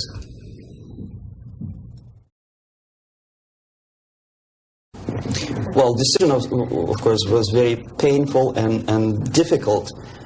But on the other hand, I didn't have any illusions or illusions about the Soviet system and communist or socialist system. It's the most rotten and unworking system in the world. Some people call it state capitalism, socialism, centralized planning, whatever. It doesn't really matter what kind of name you attach to the system. Basically, if you're a religious person, it's a devilish, satanistic system which appeals only to the most primitive, negative side of human nature. The basis of that system is denial of private property, human dignity, and personal responsibility, and of course any religious affiliation of a human being to God as a supreme being. My dissatisfaction, disillusionment, if you can call it, because I never was illusioned with the communism, started as early as from age 6, I guess. The first shock was after the Second World War, when most of the children of my age understood that United States is the friend with whom together Soviet people defeated Nazism, German fascism, all of a sudden turned into an enemy. And all of a sudden the propaganda turned 180 degrees around, and we were brainwashed in the spirit of hatred to everything which is American. But how could you explain to a child of 6 years old who owes his survival to American spam, condensed milk, egg powder, and things which you probably people never remember because nobody eats them these days, spam meat, you know what I'm talking about? How can you explain to them that these delicious things came from an enemy who wants to subvert and destroy us? It's impossible, because the child remembers when he was hungry, he was eating spam and drinking condensed American milk with the American eagle on the label. So all the efforts of the Soviet propaganda to convince me that America is bad was futile, naturally. That was the first shock. The second was this 20th Congress of the Soviet Communist Party, when Khrushchev revealed the atrocities of Stalin, terrorism, and murder, systematic murder of millions of innocent people. That was another greatest shock. And the third shock, of course, when I was already grown up, a student, invasion into Czechoslovakia in 1968. That was the last point.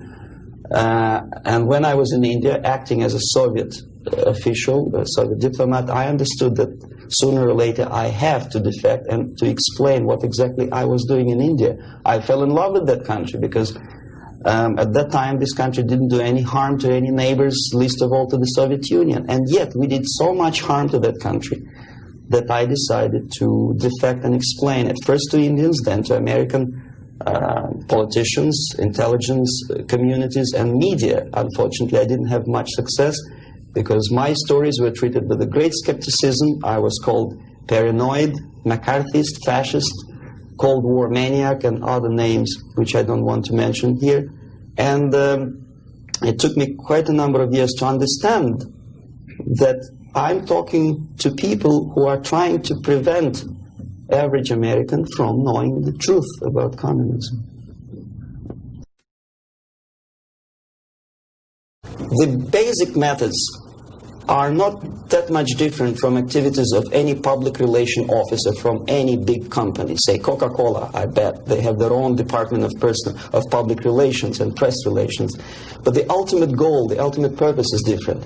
If Coca-Cola wants to make profit and to sell more Coca-Cola to nations of the world, the Soviet Union, the ultimate purpose of the Soviet system is not to sell anything, least of all ideology, is to destroy the civilization on which the affluence and freedom based, and replace it with a system of total control over life of human beings, the system of total exploitation. That's the ultimate purpose.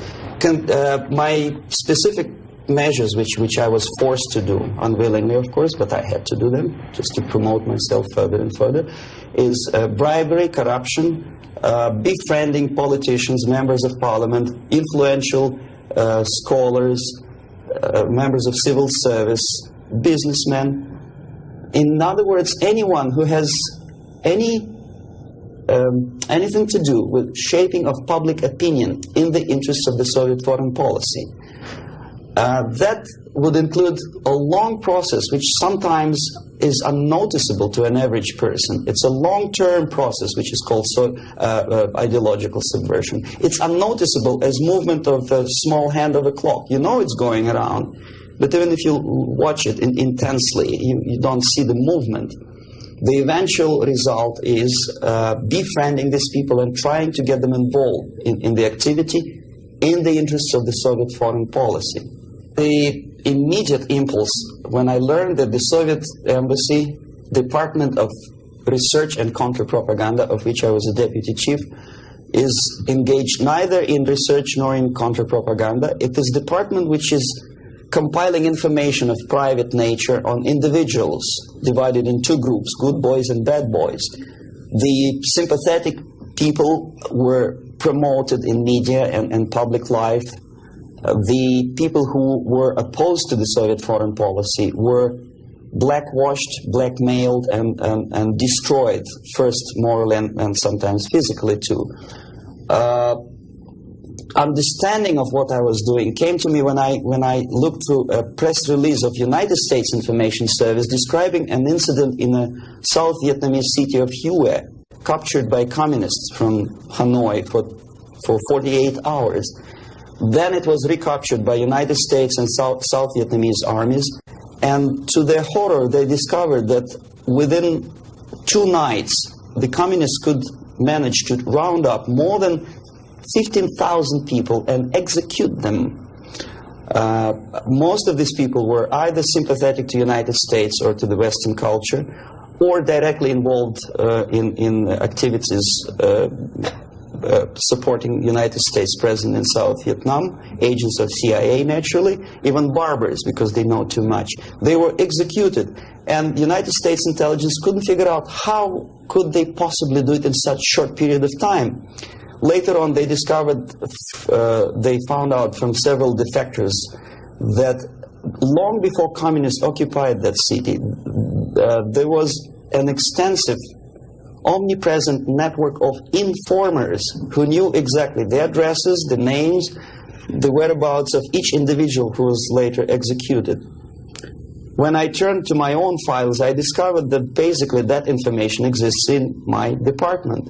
So it doesn't take much intelligence to understand what I was doing in India. I was compiling information. Comes revolution, these people would be executed. Indirectly, I was involved in a criminal activity, in mass murder. I decided to defect and explain it to Americans, and the response I already described. I was called a paranoid. But I decided to defect and try nevertheless. There's another long story. It's virtually impossible to defect in India simply because Indian government, under pressure from the Soviet government, if you can call them government, I don't call them government, I call them junta. They adopted a law as early as in 61 or 62, after Stalin's daughter defection especially.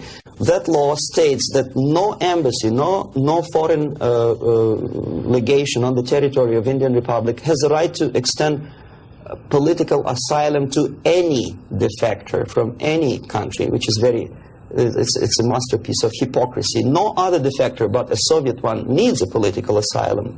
If you are a Canadian or American, if you want to be nasty to your own government, the maximum you can do is just to pick up a phone and make a dirty phone call to your ambassador. Buy yourself a ticket and get lost. What happens to a Soviet defector under that law? If I knock a door of United States Embassy, by that law, the American diplomats have to turn me back to the Indian police, and Indian police takes me directly back to the Soviet embassy. And that's the end of my defection. So knowing that perfectly well, and having contacts both with Indian police and American media corps, I understood that the only way for me was to disappear for a while. And the best way I discovered was to mix with a group of hippies. Mind you, that was the time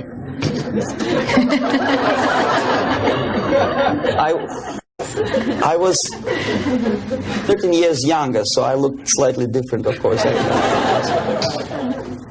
I studied so-called counterculture in India. Sometimes good, sincere young people who wanted to study Oriental mysticism and culture and religion. But most of them were simply easygoing individuals who were delighted with exotic life and the easiness with which they can purchase hashish and other drugs in India. And sometimes they traveled Indian subcontinent without any identification papers. So the best way to escape detection was to mix with the group of hippies and travel in India until the campaign in the media and in the police search will subside.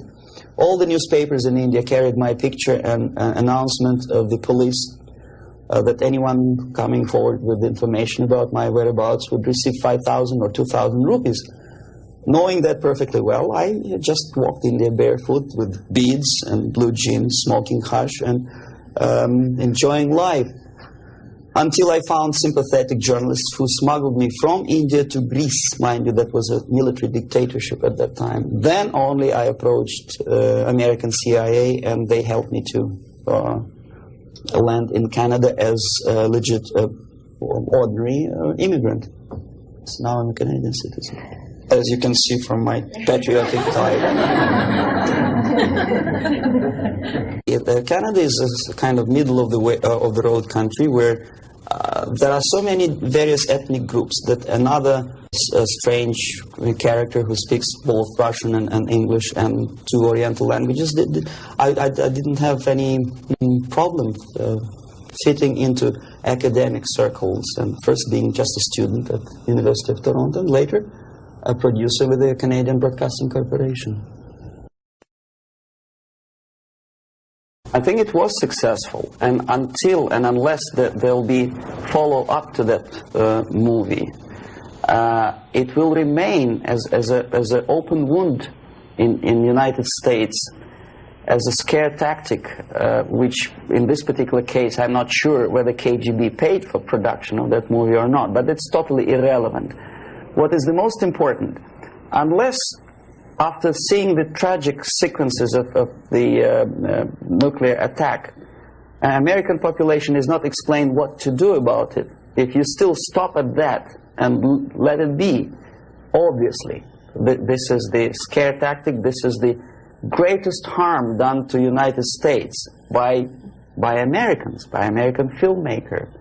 I bet Andropov and all his disinformation system could not possibly do that much harm to the United States. When you see something obviously sponsored by the Soviets, you understand, well, this is propaganda. You may or may not agree with this depending on your background and intelligence and education. But here it's a subtle approach, playing on the most sensitive strings of your soul, appealing to the most basic instincts of human nature, survival. But there are no answers. How to survive? Well, obviously, disarmament is not the answer, simply because some people naively expect Andropov to blush out of shame and reduce the number of warheads. It doesn't happen this way.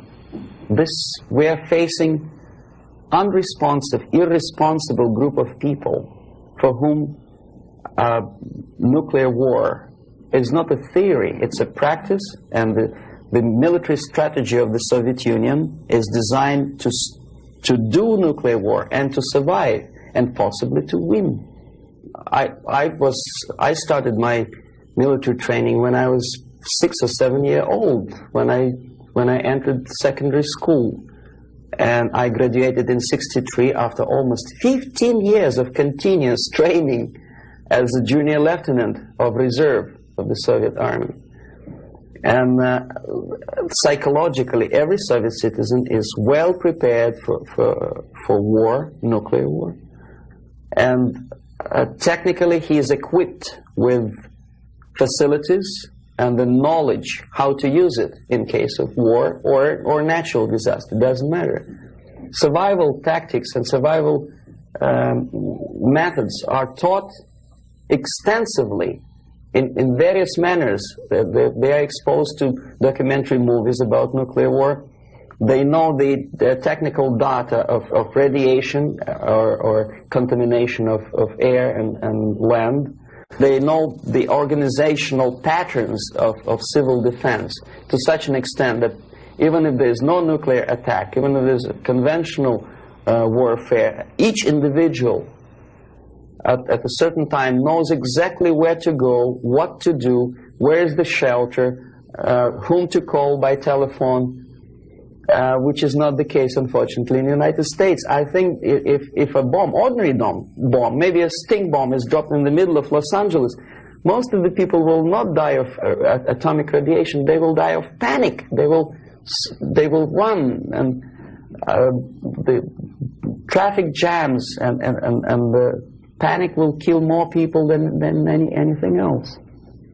And where do they go? Is there any literature about how to protect an individual? Is the medical first aid treatment? It's not taught to kids in American colleges, unfortunately. For example, there's obvious tension in the world. Television newscasts inform American family about happenings in East and West Germany.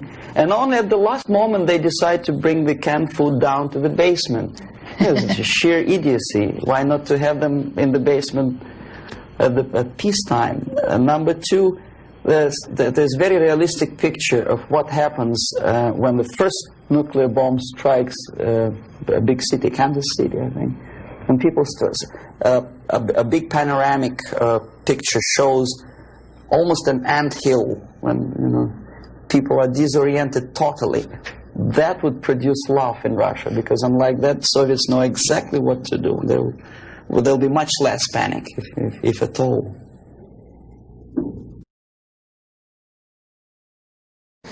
I know about infiltration of KGB into peace movement probably as much as an average American who reads newspapers systematically.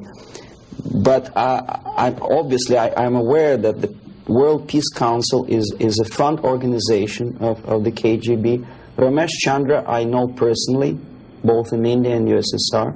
I worked with delegations of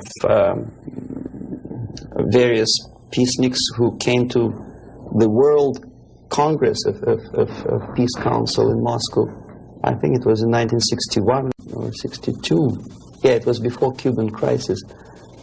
And at that time, they struck me as people who are pathologically unable to see the truth, not to talk about the military aspects. When as a translator and a guide, I used to take them to places in Moscow which are not supposed to be for foreigners' eyes.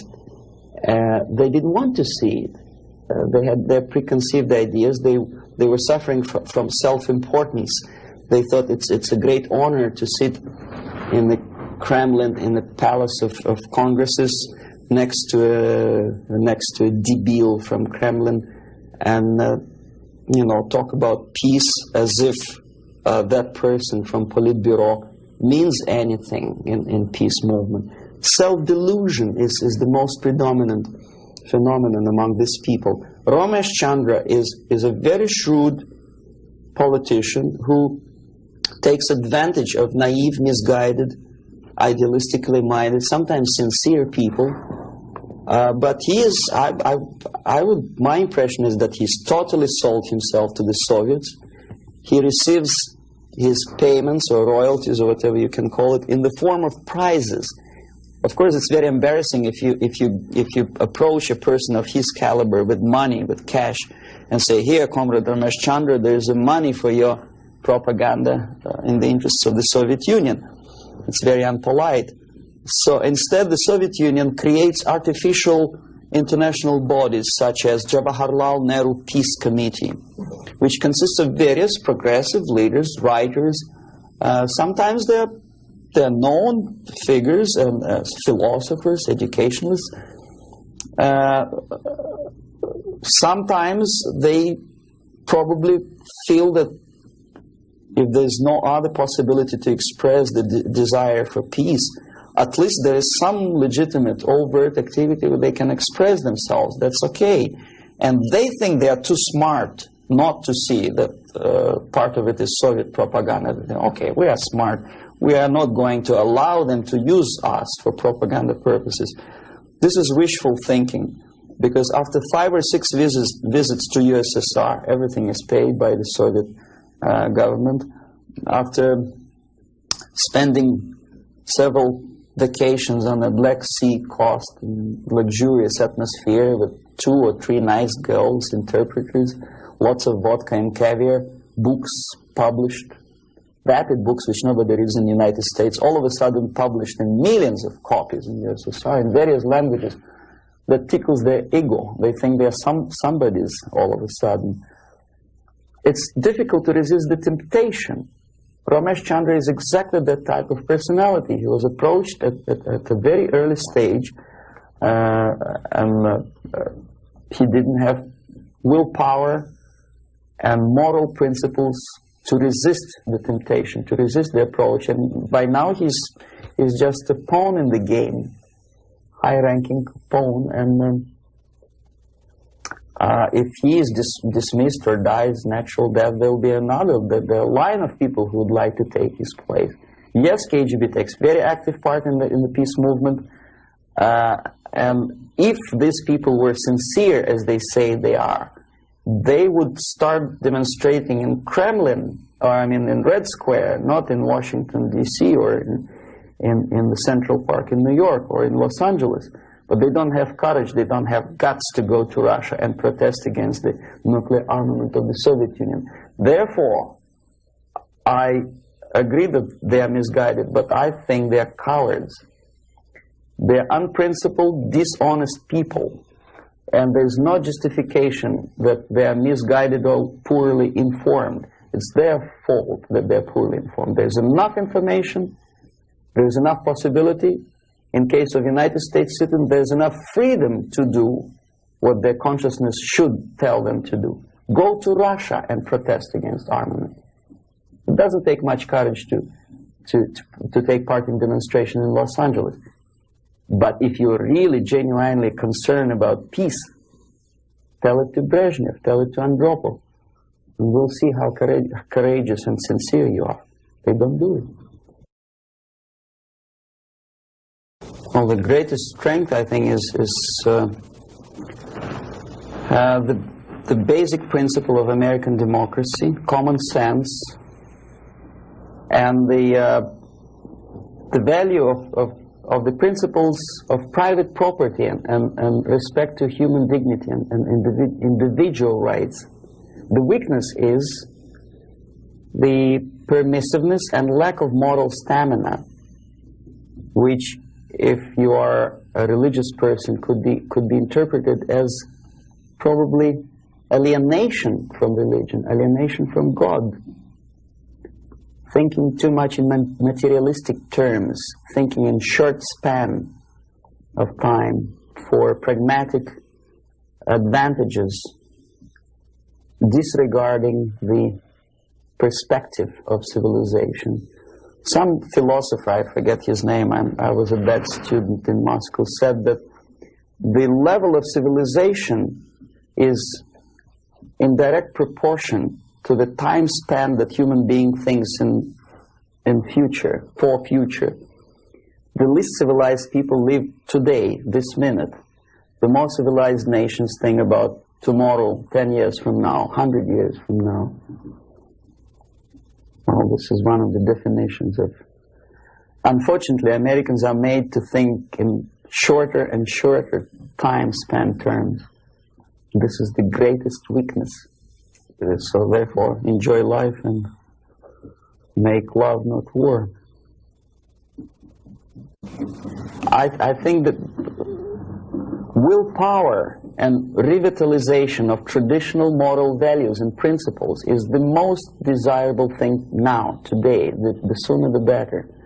The things, the principles and values on which the affluence and success of American civilization depends and based upon should be immediately revitalized and brought back to school programs, to media, and let's face it, propaganda. I'm not afraid of this word, unlike the left liberal journalists who think, oh, well, it's propaganda. I don't see anything wrong in propagating the basic moral principles and values on which America is built.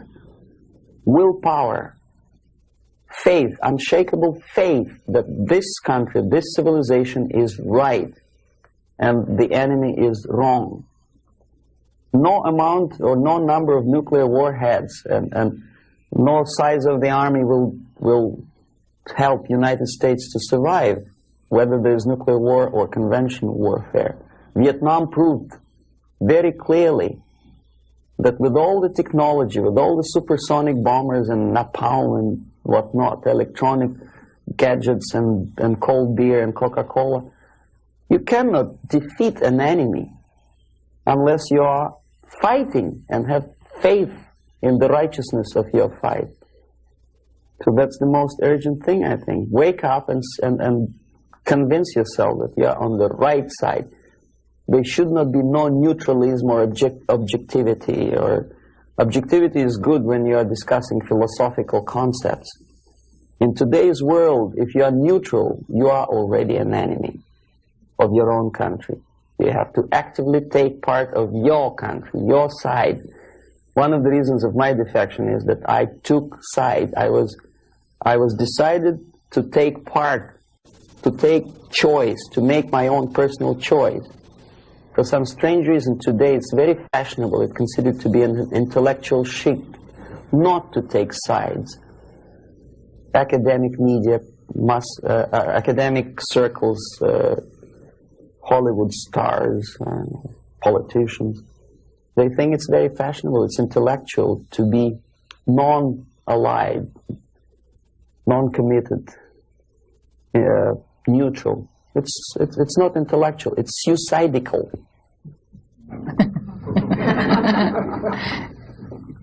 Suicidal. Okay, I'll start with a short explanation. I'm going to show you some slides now. The things that you're going to see, there's nothing new actually. They're reproductions from various media organs in the United States, USSR. Probably you see these pictures 100 times a day. I'm going to give you a different viewpoint on the same things, same facts that you see, and probably don't take much trouble to understand and think what you are seeing.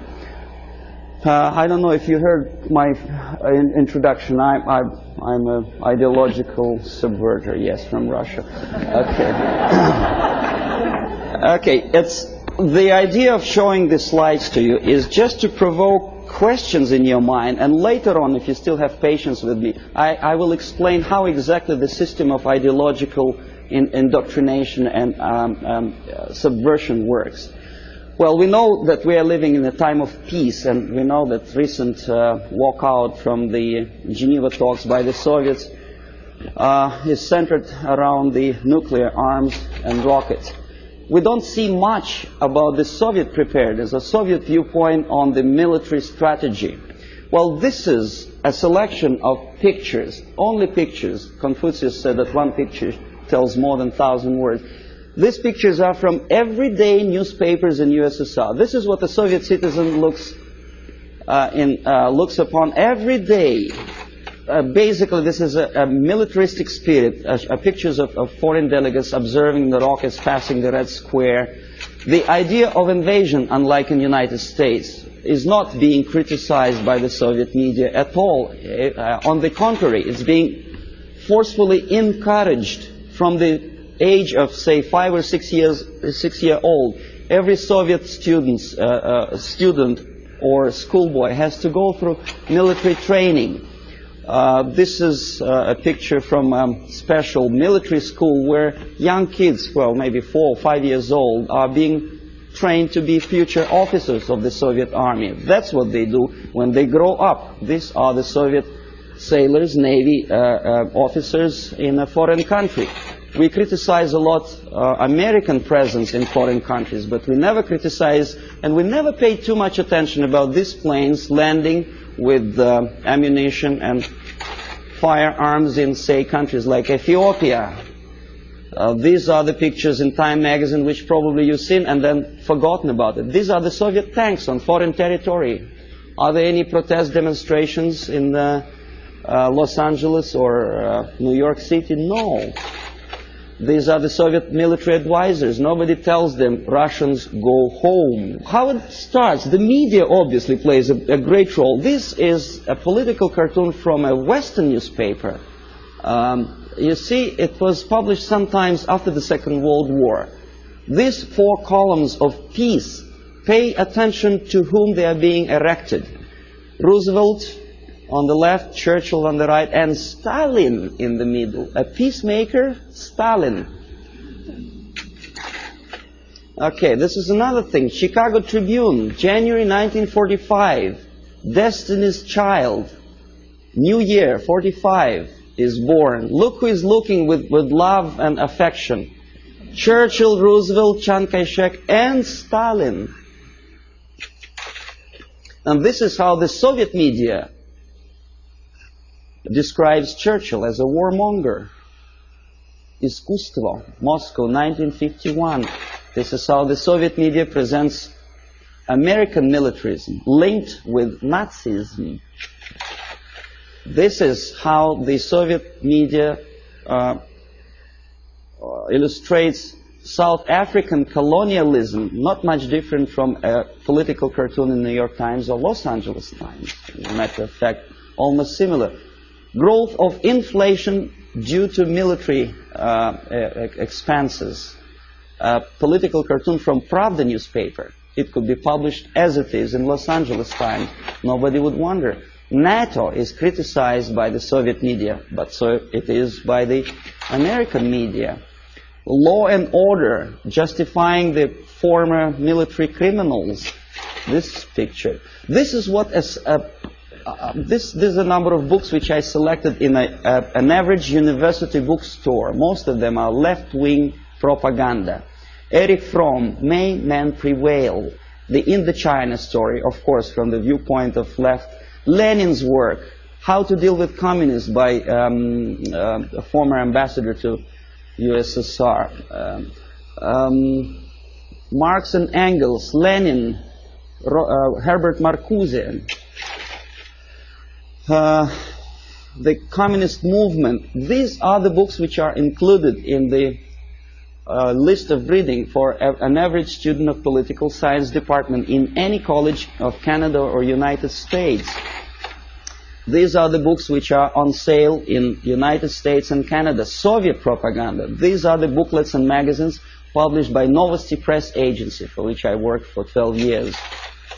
No restriction for these booklets. I found them on the campus of Toronto University. Half of these books I edited myself when I was working for Novosti in Moscow. This is a very interesting thing. It doesn't say much unless I explain what it is. These are the seals attached to crates of books imported from USSR to Montreal. As you can easily see, the seal is unbroken, which means that the customs in Canada didn't bother to see what's inside.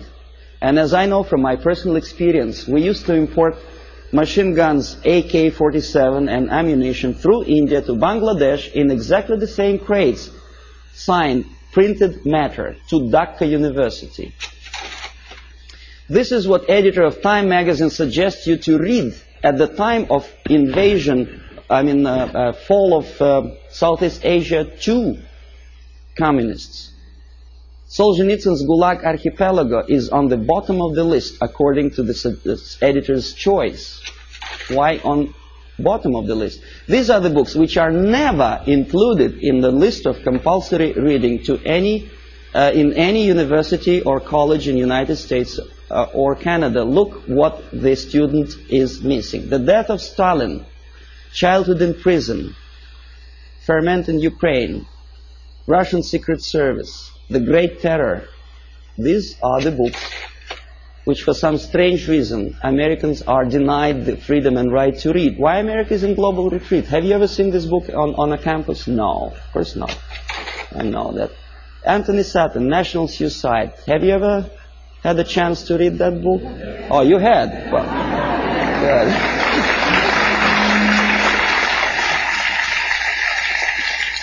This is another very interesting thing. A description how drugs penetrate into Western society originated in communist world. For some strange reason, that textbook is never included in the list of compulsory reading for students of political science or international affairs. This is the book written by a former member of Communist Party in Czechoslovakia, explaining the tactics of subversion. For some strange reason, it was not published in the United States or Canada. The author had to pay for the publication himself after defecting to the West. This is another interesting example. Exoneration and Ultimatum, written by Richard Romer, a science fiction novel about invasion of the United States into Canada to expropriate the oil and natural gas resources in that neighboring friendly nation. Why it took invasion, I don't understand. 51% or more of the companies are already belong to the United States in Canada, as probably you know already. Who is the author? Richard Romer is a dynamic and dedicated exponent of the needs of potential. And so anyway, he's a friend of Pierre Trudeau, a former military officer. And what he writes is something that Andropov probably would be very happy about. He describes a situation when the only thing that saves Canada from United States military occupation is a call from Andropov to the President of the United States threatening him with the reply or with the military answer to an invasion of Canada by United States. And this is written by a close friend of Pierre Trudeau, a politician, a former military man. Why? Is he a paranoid or am I a paranoid? These are the three books published almost simultaneously, sometimes in the middle of 70s. CIA and the Cult of Intelligence. CIA Diary by Philip Age and the KGB by John Barron. I tried to buy the KGB, but it was not in the bookstores of Canada or United States. The previous two books on the left were. This is the author of the most anti-American book, The Defector to the Communist Side, Philip Age. He is alive. Nobody is threatening his life. Nobody is poisoning him with poisoned umbrella. This is, you know who? He is criticizing CIA for developing a gun to kill communist agents. And he tries to present it as a crime on behalf of United States Intelligence Agency. Why is it a crime? To defend you from the communist agents and to develop a secret gun, which is silent, is a crime.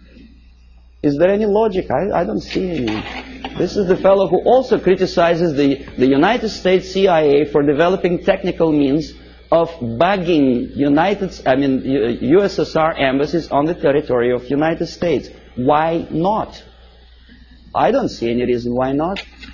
But Mondale obviously does. He knows better. These are the authors who published lists of American agents stationed all over the world. They are alive. They actually make quite a lot of money on that publication. And this is the victim. The chief of CIA in brief was killed when the book of the previous two Americans was published. This fellow is dead. The other two are not. Siberia in 1971 was visited by a group of politicians from Canada, and this is the report about that visit. This is the group. We're shaking hands with the Soviet ambassador. This is a Soviet technical miracle, a pipeline on thermofrost or something. In other words, what Canadians were doing in early 60s is presented to Canadian public as an achievement, a great technological achievement in USSR. This is the route of their travel in Siberia. The Canadians covered that much of distance. Please remember that map. I will come back to that question. This is a book published by a Canadian author, Farley Mowat. By the way, Never Cry Wolf, a movie which is made on the basis of Farley Mowat's book. He's a nice fellow, drinks a lot of vodka. He was a guest of Novosti Press Agency, which I was working for. This is another book written by Farley Mowat after returning from Siberia. He was accompanied by a person like myself, a Novosti Press Agency journalist. Glorification of Siberia.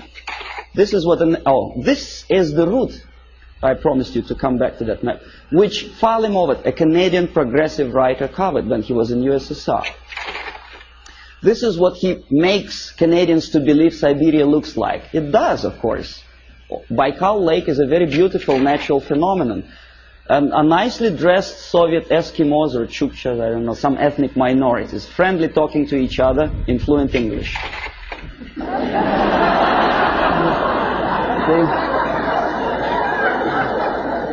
The nice motel somewhere in the middle of Siberia. Huge electrical projects. It is true, it is built, but they never mentioned by whom. And this is what I eventually wanted to show you. These are the two routes. First one in red ink by Canadian government delegation. In blue ink by the author Farley Mowat, accompanied by Novosti Press Agency. The black dots are locations of Soviet concentration camps. These people were shown the places where the slave labor is being used by the Soviet government, if you call them government. I call them junta of mass murderers. But there is not a single mentioning, not a word, that those beautiful electric stations were built by slave labor. This is what Canadian reader will never see in the report by Canadian politicians or the progressive writer Farley Mowat. You say, well, that's Russia. This is not a kindergarten. This is a prison for children of prisoners. These are the houses. If an American contractor would build a house like that, I think he will end up in jail. But this is what is being shown to some naive foreigners as achievements of Soviet technology. Naturally, if you follow the editor's choice and advice, you will never understand that the description, the most detailed description of Soviet concentration camp system is put on the bottom of the list. You say, well, maybe in USSR, the concentration camp is nothing surprising. Well, this is a concentration camp in Southeast Asia, in Cambodia. Same thing. Slave labor. This is what happens to slave laborers when they don't obey the orders. They are being executed, not by firing squad, because bullets are too expensive, by shovels, crushing skulls. This is the victory of communism for you. This is what happens to their children. And this is the originator of this slaughterhouse, Cambodian Premier Pol Pot, during interview with Time magazine. Very nice, plump, fatherly image. You are made to believe that Holocaust happened during the Second World War is something that may happen again. It may, but the originator of it may not necessarily be the Nazis. We don't have any Nazi submarines roaming around the shores of the United States and Canada. We have liberation forces. That's what Holocaust. This is happening right now after the so-called National Liberation Movement. This is a still from a movie, Holocaust, a television production. The Nazis are shooting the prisoners, the Jews. We are made to, well, it's horrible, of course, there's no denial. It happened many years ago, and the tactic which I will explain you later, if you have patience with me, is sidetracking your opinion from present danger to the past. From this is present time, this is past time. This is happening right now in Asia, Africa, and Latin America. Is there any movie about Holocaust which happens now? No. This is what happens in, well, it did happen in Rhodesia before it becomes Zimbabwe. It's a black girl, by the way, not a white one. This is the result of the socialist movement. These people were killed by those who are now in power in Zimbabwe. And we call them reverend bishops or whatever. This is the supply of Soviet arms to Rhodesia before it turned into Zimbabwe. And this is a very interesting picture. A poor South African is showing his internal passport, saying that there's no freedom and he has to live wherever he's assigned to live by the police. For some strange reason, not a single media outlet in the United States makes a comparison, because in Russia every citizen has a passport like that. And the Asian ethnics in USSR do not have the right to live in those areas which are designed for the whites, and the other way around. But we are getting emotional about this passport. Why not about Soviet passport? The answer is flowing in the wind, how they sing in the wind. Okay, the feeling of guilt. Open any magazine. There are lots of pictures like that. Hungry people asking for your dollar. Donation. Think about it. Emma De Leon has no one else to turn to except you. See how many pictures? I collected them within 1 week. And who helps them? Rock stars. Through United Nations, UNICEF. And how they use this money? They buy arms. Have you noticed that countries like Philippines never ask for donations? Why? Because they have free market system. Oh yes, they have military dictatorship, oppression of civil rights. But for some strange reason, only those countries which are already liberated by Marxists are asking for your donations. Why? And when they get these donations, will you be my friend? This is what Time magazine wants you to think. If not, the implication is this is what's going to happen. Kolwezi, when white miners stationed in this small country, African country, were murdered by so-called National Liberation Movement. This is the result. Raped and murdered after your donations. And who is supporting these movements? Of course, United Nations. Okay, we'll come later on to the question of semantic manipulation. Everybody knows that United Nations is not united and it's not nations, but we continue to call them. I don't know how many people notice the striking similarity between the emblem of United Nations and emblem of the USSR. You think it's coincidence? The symbolism is obvious, unless you are blind, of course. Yeah. And the creator of the United Nations Charter is an American, Alger Hiss, standing next to Comrade Molotov, sitting there on the left. We know he was a Soviet spy, but he is at large now. Alger Hiss, he's a lawyer, a respected citizen of the United States, a former Soviet spy. Well, you know, this guy is Daniel Ellsberg. He published secret papers of Pentagon. Why not of Soviet military-industrial complex? He's a respected citizen of the United States. Dr. Spock, Agony of Vietnam. I forget what's his name. Oh, yeah. How many men has to die before they understand I don't remember the lyrics of the song, but it was a very impressive song. When I was a Soviet student, I almost cried when I listened to that. And I thought, my God, what a nice fella. John Baez, very nice couple of kids.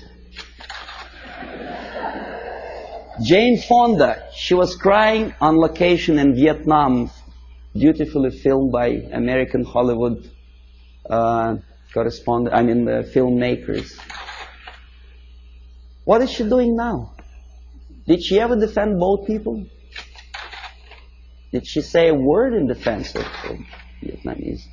Or say about horrors of coming out of this? No, she's busy preaching the health or whatever. And also, she takes part in demonstration against South African racism. Not about this. And not about this. This is liberation movement warriors. Jane Fonda didn't say anything about that racism. A black killed by blacks simply because he is anti-communist. That's just a symbolic picture. Okay, now next thing, I'm going to show you some slides which are also nothing sensational, but may provoke some questions in your mind. Maybe not.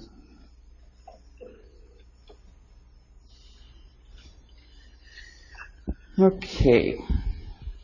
The more questions you have, the better, because we'll come to systematic explanation of the phenomenon later. Now I want you just to get excited. Hollywood actress talking to Fidel Castro. Nothing wrong, of course. Depends what is the message or what's the subject of talking. I bet you never heard about this fella. He's an American singer, Dean Reed. He's singing in Moscow for some strange reason. And you know what he's singing about?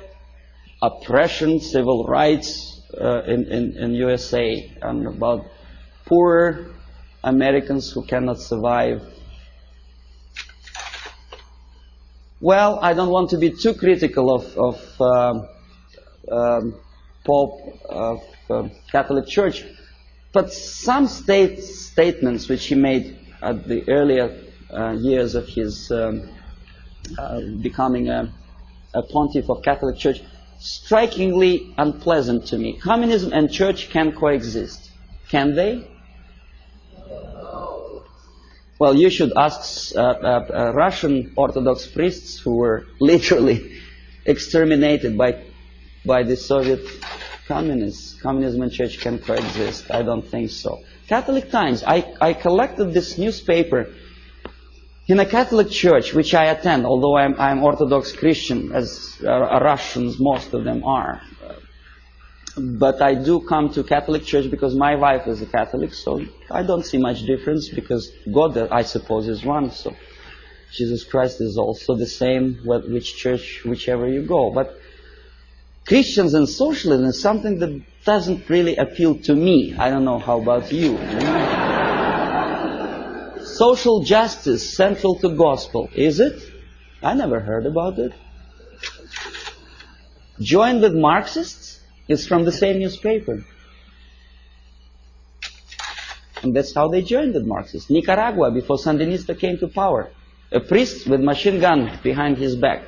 And the machine gun, of course, Kalashnikov, if you know anything about machine guns. Okay, then there are some strange deviations from religious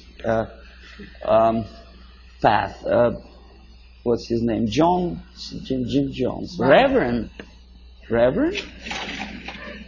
Nice looking guy with adopted kids and shaking hands with a politician, Mayor George Moscone in 1976. Very nice. Really fun. That's how it all ended, you remember. More than 900 people who poisoned themselves together with their kids in Guyana.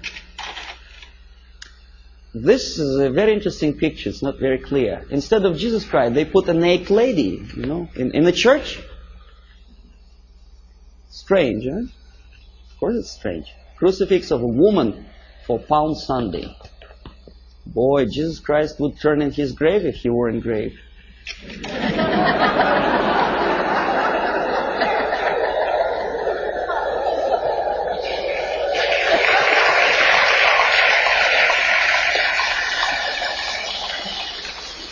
Now this is something that also indicates some strange occurrences within the framework of organized religion. In Struggle, a paper with hammer and sickle, published by a Canadian group of Trotskyites, very dynamic, extremely radical group. They challenged the question, whose democracy is this? Meaning that Canadian democracy is not democracy at all, simply because that radical group is challenged by the local police. Right? So nothing new, we know about this. But look where this paper is being distributed. Political repression, Friday, October, Bathurst Street, United Church. Strange, huh? See, this is the same leaflet, enlarged. This is another thing. President Carter handed over an antique crown belonged to Church of Hungary to the present communist regime of Hungary. Why? I don't understand. To make them friendlier to church? I doubt. Feminist movement. I don't know how you feel about feminism. I don't think that to be equal with men, you have to politicize your movement. You cannot legislate equality. You have to be equal. But that distracts your mind from real issues of family, loyalty, and well, if you feel moral foundations, and they make a great political capital on that. First Lady of the United States sitting to some kind of, I forget what her name was, exposing her tits to the media. I mean, this is, and by the American media standards, this is something normal, acceptable. A First Lady of the United States together with a lady who burns her bra. I don't know. Well, ladies in the army, of course, I don't know what's your opinion. I never heard about girls in the Soviet army, especially in the infantry force, simply because when they have period, that may create a problem for invasion of, say, Afghanistan.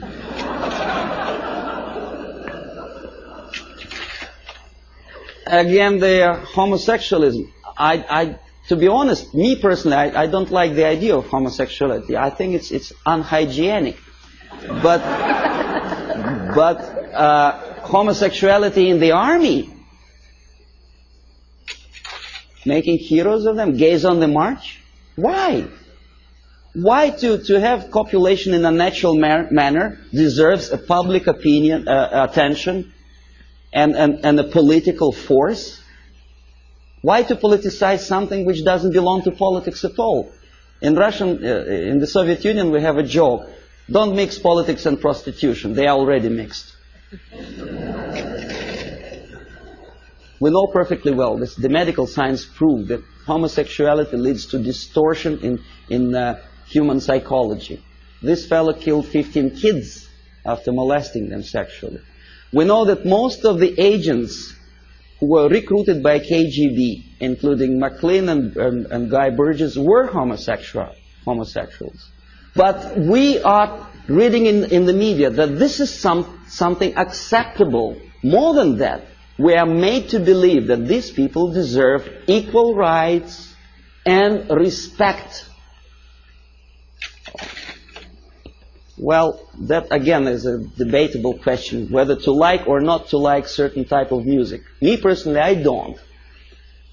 These two nice ladies, one is younger, the other is a little bit older, both of them wanted, for some strange reason, to shoot President of the United States, defending the environment of the United States, the green trees and vegetation. Why it takes death of United States President to defend the environment, I don't understand. If you do, please explain. Then, of course, glorifying all kind of national liberation leaders, we naturally provoke our own kids to go into some strange liberation movement. You know who I'm talking about. This is the girl who was abducted by terrorists, and then she became terrorist herself, a daughter of a wealthy publisher. Naturally, there are thousands, millions of kids who loved, adored her courage. This is Comrade Carlos. You know who he was? He was trained and educated in Lumumba University, where I was teaching Russian language to the likes of him. That's the result of the activity when they come back home. Aldo Moro was killed by Red Army terrorists who wanted to liberate Italians from something. I don't know from whom. These are the persons who were part of Baader-Meinhof gang. And this is a person who also liberates someone from someone. I don't exactly know, obviously, Indians from whites in the United States. But pay attention what he holds in his hand. It's Kalashnikov, AK-47. I know it by heart. I can put it apart with my eyes closed. War on terrorism. Does it exist? Apart from verbal war. This is what I have collected on a campus in Canada. Carleton University, Ottawa. Left-wing tabloids. That's how they instill in the minds of people, young people, that to fight is the only way, the violence, death is the only way to achieve rights of Palestinian people, other people, Quebec separatists, and jobs and peace. Obviously, you cannot get job if you spend all your time walking up and down streets with posters like that. You have to go to a place where the jobs are. And of course, to find a job, the most unsuccessful way to find a job is to read papers like that. Don't feel like working. This is something another. This is a Playboy magazine. Probably you heard the story about Larry Flint, how successful is he to attract attention of media and public opinion by doing crazy things, getting involved in court case of the car manufacturer. Why he wants to do it, I don't know, but what he does attracts some strange mass attention. Playboy magazine makes jokes about Russian sex. That's the image they want to present to American people. But they don't explain to American people that the process of demoralization is not a question of joke. This is Portugal after socialists came to power. On your left is a prostitute who was imported from East Germany to Lisbon. A communist prostitute in a country which is just had its successful socialist revolution. Very interesting. What for? To make money? No, I'll tell you later. On the right, pornographic literature in a country with strong Catholic moral principles.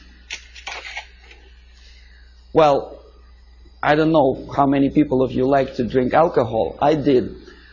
But I noticed that some ads in magazines have some strange desire to joke about alcohol. And the jokes are closely related to justification of Soviet, Russian presence. A prominent Russian joined the secret service. Something to joke about while you drink vodka. I don't see any humor in that. Do you? I don't know. Okay, this is a number of advertising of alcohol. for which Canadians get into hot water. Comes the revolution, anyone can drink McGuinness vodka. Alberta vodka is superimposed on the picture of cruiser battleship Aurora. I don't know how many of you know that this is a historical relic in USSR. The revolution, communist Bolshevik revolution, started with the cannon fired from that battleship. And obviously Soviet embassy was insulted, so they sent a protest note to Pierre Trudeau, and the picture was removed from the magazine. When I was teaching at Carleton University in Ottawa, my superiors forced me to do an IQ test with two groups of my students. The idea was to answer about 100 questions, to give answer yes, no, or undecided.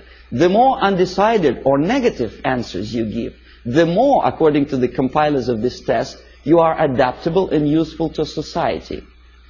The more positive answers you give, the more questionable is your adaptability and usefulness for your country.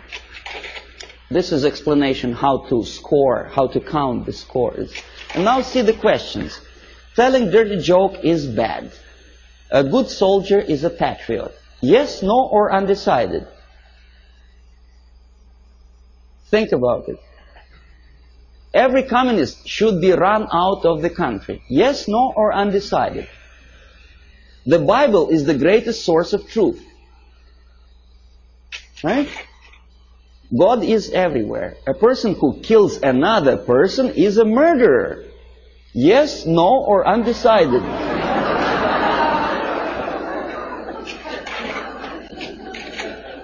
Okay, now, if you don't believe me, let's come back. See, I want to repeat you once again the conditions of the scoring.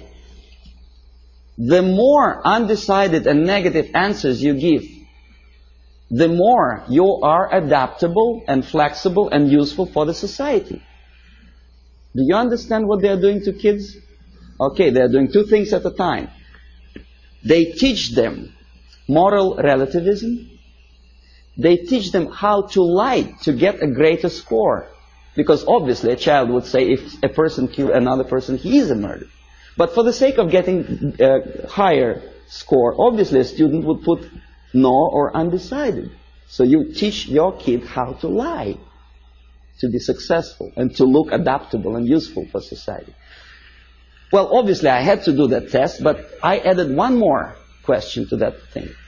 My own question. I said, what kind of society you are going to be useful to?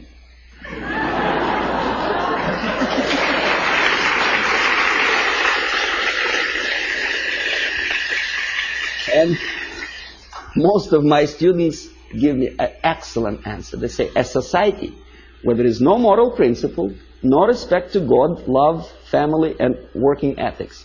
Very simple. They are not that stupid. Here we are, Comrade Brezhnev. Now, this is the picture from a Soviet magazine. Obviously, Soviet media tries to project their leaders in the most respectful way. Very impressive, very fatherly, very serious person. There is nothing surprising. What else is new? Of course. But this is Time magazine, an American magazine. The caption is not quite clear, but it says basically that Comrade Brezhnev doesn't give interview to Time magazine.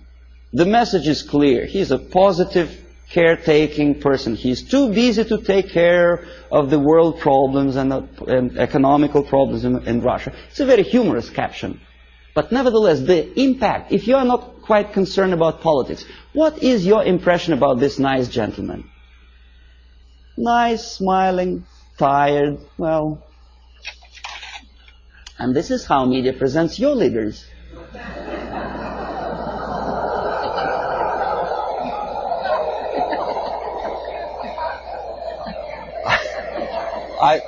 I don't know whether he deserves to be presented like that or not. This is a different question.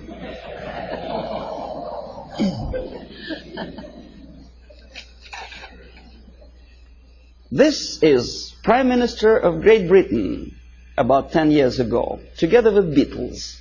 You may or may not like Beatles. Me personally, I don't like them. But a prime minister of a country together with entertainers. The Queen, Her Majesty Queen, knighted Beatles, a highest honor which previously in all times was given only to the most deserving patriots of the British Empire, was given to a bunch of monkeys.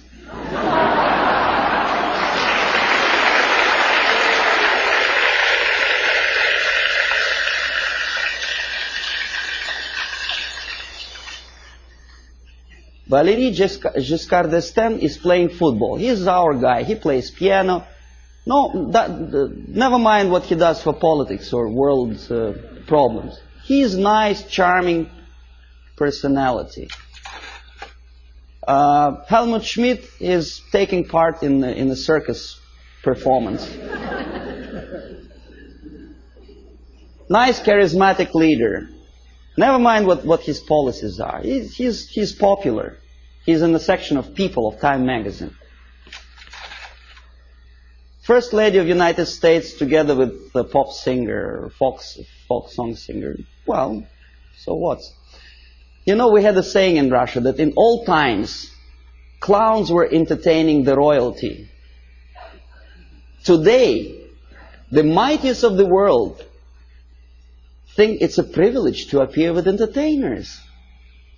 It's just the reverse of the old principle, you know. They are the entertainers of entertainers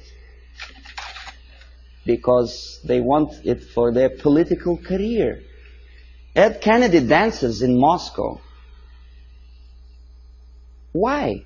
I mean, is that his business to go to USSR? Why doesn't he occupy himself with something more relevant to the urging problems of the world? He thinks he is going to be popular. In America, maybe, but in Russia, they look at him as a schmuck out of his mind.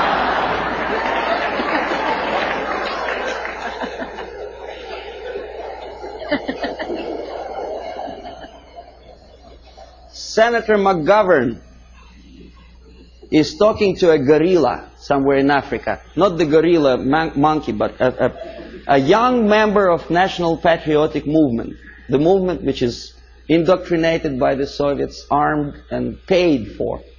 He thinks he's smart and he's something to admire. I bet the guys who are standing behind don't think this way at all. Well, Kissinger just by mistake is here. Would you buy a second-hand car from this?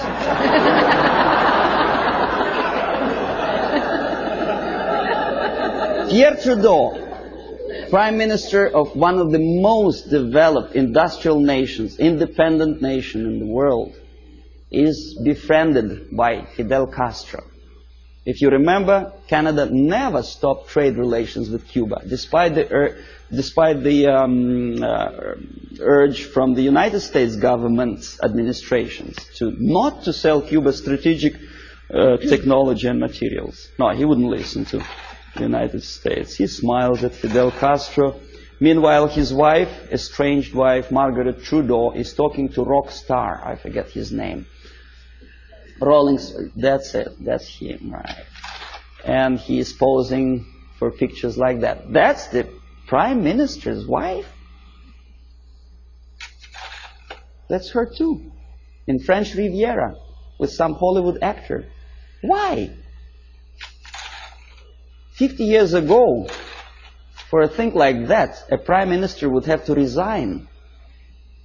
It's a shame for a nation. Not anymore. Okay, now détente. It's another debatable question. Why we are so happy, Comrade Nixon?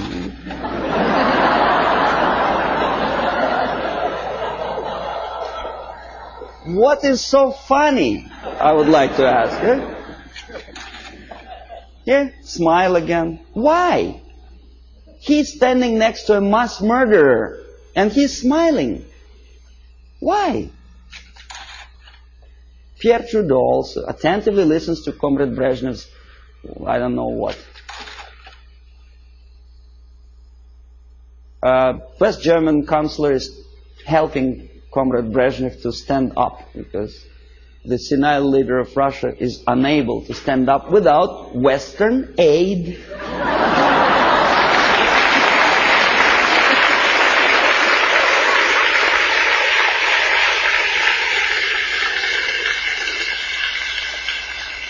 You may say, well, it's West Germans. They're too close to Russia. Probably they do it just in case. Okay, here's the same thing. Carter is helping. The president of the mightiest power in the world, United States, is helping Comrade Brezhnev. You remember the incident when Brezhnev almost stumbled down the staircase somewhere in Vienna, of course. And thanks to Carter, he didn't fall. Andrew Young is talking to a dictator in Africa. Again, McGovern, I think, is talking to Agostino Neto, a Soviet puppet in Luanda. Why? Is it that necessary to be friendly, to smile at each other? Now we're coming to space, from Earth to space. Clouds over the space program. Why clouds? Mind you, this is after 3 or 4 successful landing on Moon. Why clouds? Okay, here's 2 pictures. Left, Soviet cosmonaut walking into Kremlin Hall for a ceremonious reception. On the right, 2 American cosmonauts casually watching TV. On the top, Soviet Politburo talking to the space pilots on orbit. On the lower picture, Lyndon Johnson with, I think that's Glenn, no? An American space pilot. Now, even if you don't know anything about the theory of information, the comparison, mind you, this is a French magazine, it's not the Soviet propaganda. The comparison of the size of the pictures gives you the message already. What is more important? What is more impressive? Here, a picture from Soviet newspaper Pravda. A Soviet schoolboy compares 2 replicas of Soviet Soyuz spacecraft and American Apollo. Friendship in space, détente, right? Pay attention to the size of the spacecrafts. They are almost identical, right? Now this is what the size, almost actual size is. The American spacecraft is on the left. It's almost twice as big as the Soviet one, right? Okay, this is a Soviet picture. This is an American picture with true sizes. Okay? You say, well, Soviet media, of course, tries to diminish the successes of the American space program. Now, this is an American media. On the left, a Soviet moon walker or Soviet probe on Moon. On the right side, an American space Volkswagen, as they say. It actually was used on the surface of Moon. The sizes are almost identical, right? Wrong. The thing on the left is the size of a tea kettle. In other words, about 100 times smaller. But Time magazine does not explain it to the readers. An average person in the United States has an impression that the junk on the left is as important and as successful as the masterpiece of technology produced by American mind and ingenuity.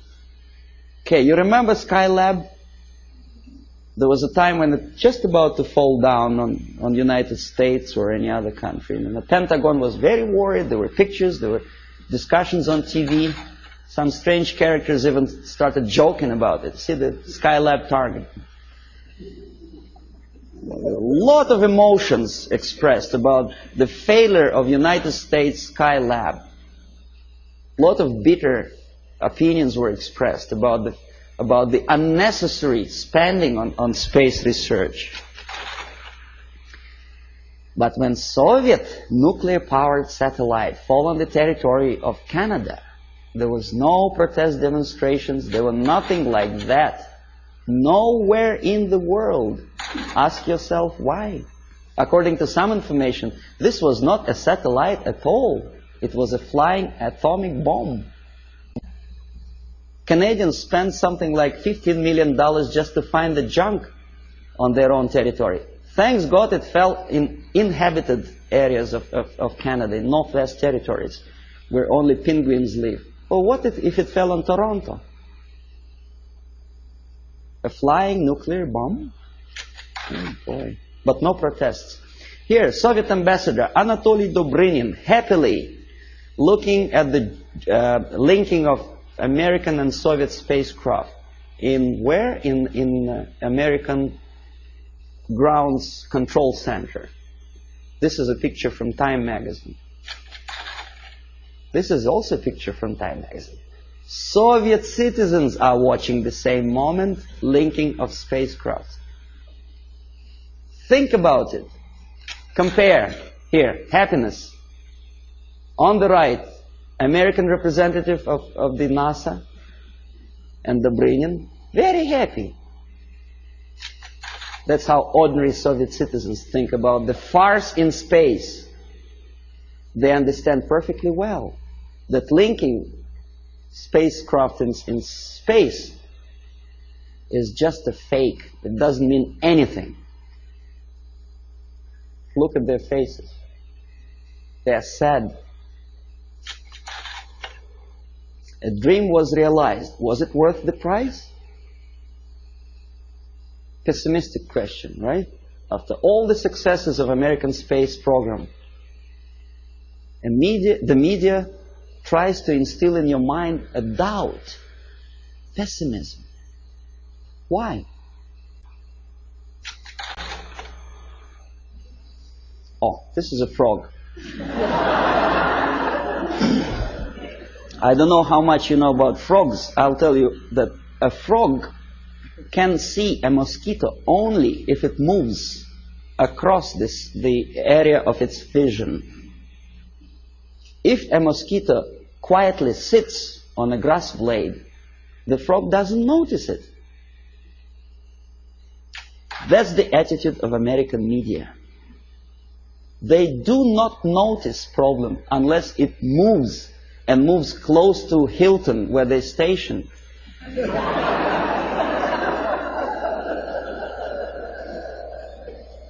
These are the people who may file a suit against me if I call them liars, but that's exactly what they are. They've been lying to you for years and years about the situation in Vietnam, in Russia. They were selling commercials, deodorizers and cars, and they sold you a rotten information, disinformation of what happens in the world. They have a vision of frog, but they look like semi-gods to you. And if I challenge their credibility, probably the people will call me a paranoid or a very nasty person. I may be a nasty person, but that's my opinion. I was a person who used to take these people for a ride when I was working for the Soviet side. Okay, if you don't believe me, here, one of the most conservative newspapers, in this particular case it's a Canadian newspaper, the Globe and Mail, editorial page. Nothing special, right?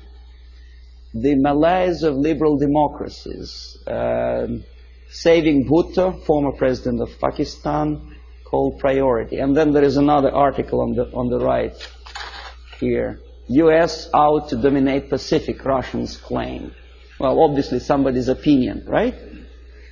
Nothing unusual for an average reader. Russians claim that United States out to dominate Pacific. The idea is that, well, United States is obviously aggressive and they want to dominate something and Russians are unhappy about it. Somebody says. You read an article and probably you may agree or disagree, but you have a feeling, the message of urgency. The nasty Americans again out to dominate Pacific. Now look who is the author. Alexander Malishkin, Novosti Press Agency. Not a word. Who is Malishkin and what is Novosti Press Agency? An average reader will accept this article as a legitimate, overt expression of an ordinary journalist. It is not an opinion. It's a fabrication by an extension of KGB. Novosti Press Agency is organization for which I worked for 12 years.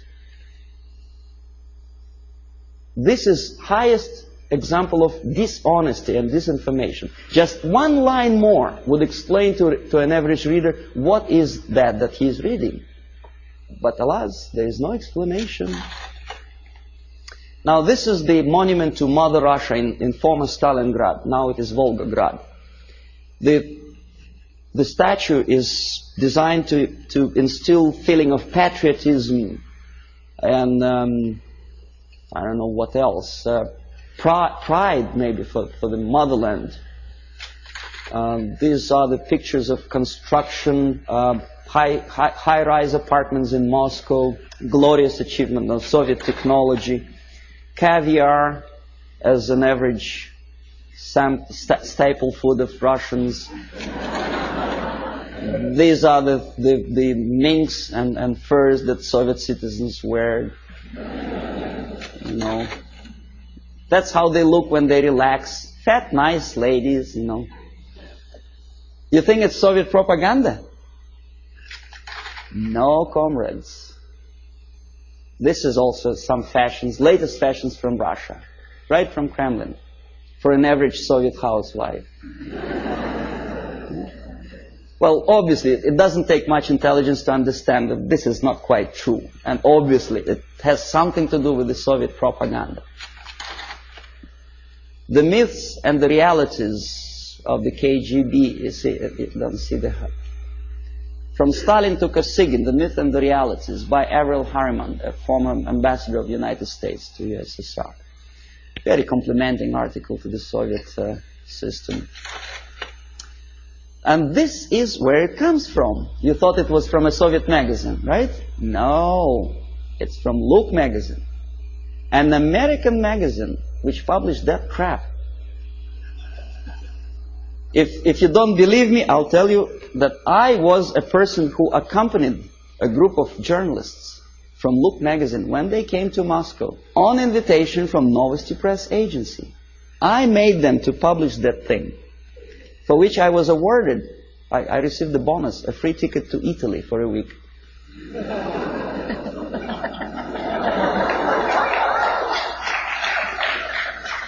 Now, this has looked like sheer high-class idiocy, but unfortunately, this is exactly what happened. It didn't took me much effort to convince the Americans to tell the American journalists from Look magazine to bring back this magazine, to dedicate the whole issue to the glorious anniversary of Soviet Revolution. This is what you were reading in your American magazine. This is how an average American perceived the Soviet way of life. A happy Soviet citizens. This is what an average girl in Russia wears. This is what they eat and drink. This is how they build their apartment houses. And this is how they're fiercely patriotic. Amazing. Anyway, so I will explain you how it all happens. The last two pictures I will not comment. I want you simply to look close into these eyes.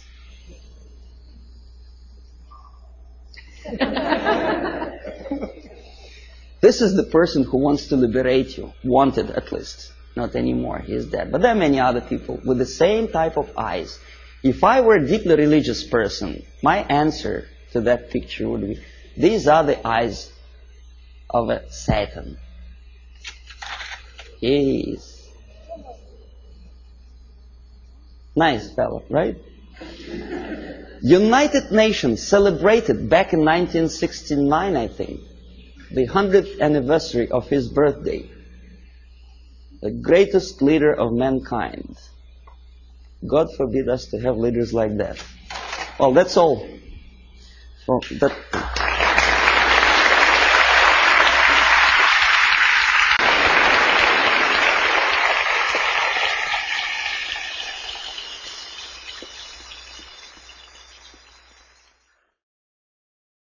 Subversion is the term, if you look in a dictionary or criminal code to that matter, usually is explained as a part of activity to destroy things like religion, government system, political, economical system of a country. And usually it's linked to espionage and such romantic things as blowing up bridges, sidetracking trains, cloak and dagger activity in Hollywood style. What I'm going to talk about now has absolutely nothing to do with the cliché of espionage or KGB activity of collecting information.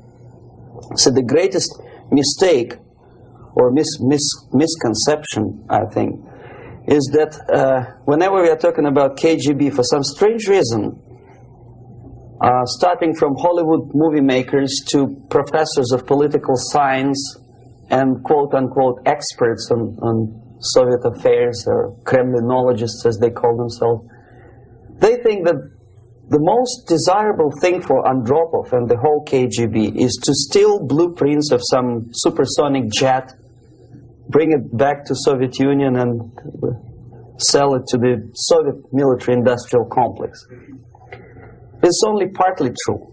If we take the whole time, money, and manpower that the Soviet Union and KGB in particular spends outside of USSR border, we will discover, of course there are no official statistics unlike with CIA or FBI, that the espionage as such occupies only 10 to 15% of money, time, and manpower. 15% of the activity of KGB. The rest, 85%, is always subversion. And unlike a dictionary of English, Oxford Dictionary, subversion in Soviet terminology means always a destructive, aggressive activity aimed to destroy the country, nation, or geographical area of your enemy. So there's no romantics in there, absolutely. No blowing up bridges, no microfilms in Coca-Cola cans, nothing of that sort. No James Bond nonsense.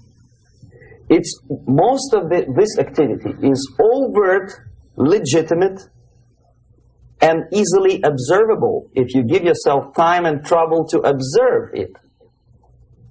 But according to the law and law enforcement systems of the Western civilization, it's not a crime. Exactly because of misconception, manipulation of terms. We think that subverter is a person who is going to blow up our beautiful bridges. No. Subverter is a student who comes for exchange, a diplomat, an actor, an artist, a journalist like myself was 10 years ago. Now, subversion is an activity which is a two-way traffic. You cannot subvert an enemy which doesn't want to be subverted. If you know history of Japan, for example, before 20th century, Japan was a closed society. The moment a foreign boat comes to the shores of Japan, the Imperial Japanese Army politely tells them to get lost. And if American salesman comes to the shore of Japan, let's say 60 or 70 years from now back, and says, oh, I have a very beautiful vacuum cleaner for you, with the good financing, he says, please leave us, we don't need your vacuum cleaner. If they don't leave, they shoot them to preserve their culture, ideology, traditions, values intact. You were not able to subvert Japan. You cannot subvert Soviet Union because the borders are closed. The media is censored by the government. The population is controlled by the KGB and internal police. With all the beautiful glossy pictures of Time magazine and Magazine America, which is published by the American Embassy in Moscow, you cannot subvert Soviet citizens because the magazine never reaches Soviet citizens. It's collected from the newsstands and thrown to garbage can. Subversion can be only successful when the initiator, the actor, the agent of subversion has a responsive target. It's a two-way traffic. United States is a receptive target of subversion. There is no response similar to that one from United States to the Soviet Union. It stops halfway somewhere. It never reaches here. The theory of subversion goes all the way back 2,500 years ago. The first human being who formulated the tactics of subversion was a Chinese philosopher by the name of Sun Tzu.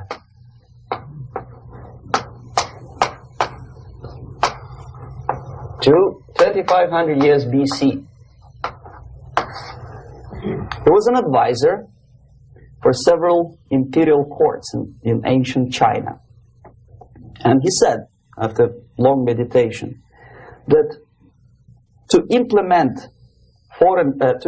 state policy in a warlike manner, it's the most counterproductive, barbaric, and inefficient to fight on a battlefield. You know that war is continuation of state policy, right? So if you want successfully to implement your state policy and you start fighting, this is the most idiotic way to do it.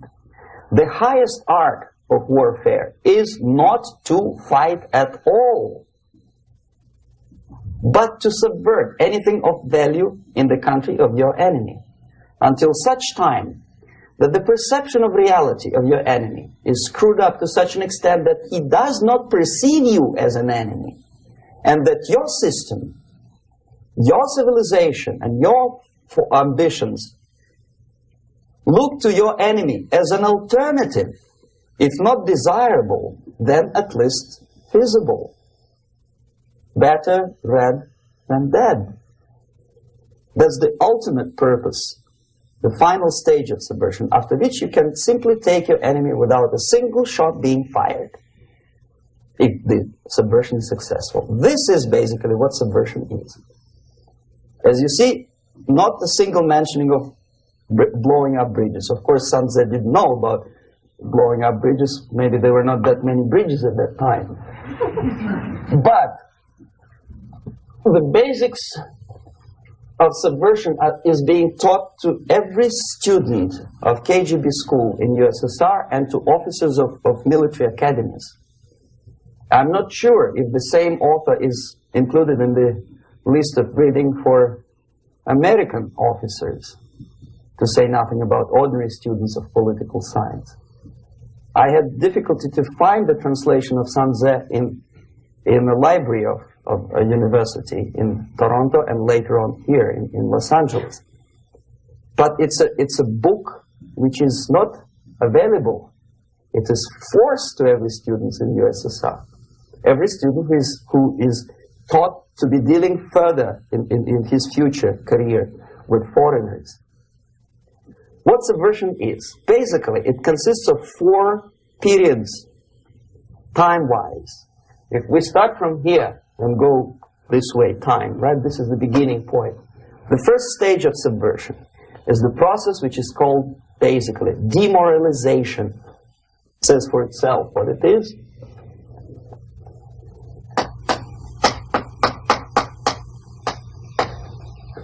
It takes from, say, 15 to 20 years to demoralize a society. Why 15 or 20 years? This is the time sufficient to educate one generation of students or children. One generation, one lifetime span of a person, a human being, which is dedicated to study, to shaping up the outlook, ideology, personality. No more, no less. Usually it takes from 15 to 20 years.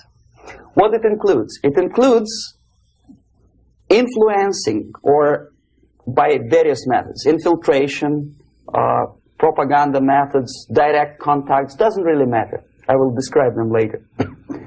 of various areas where public opinion is formulated or shaped.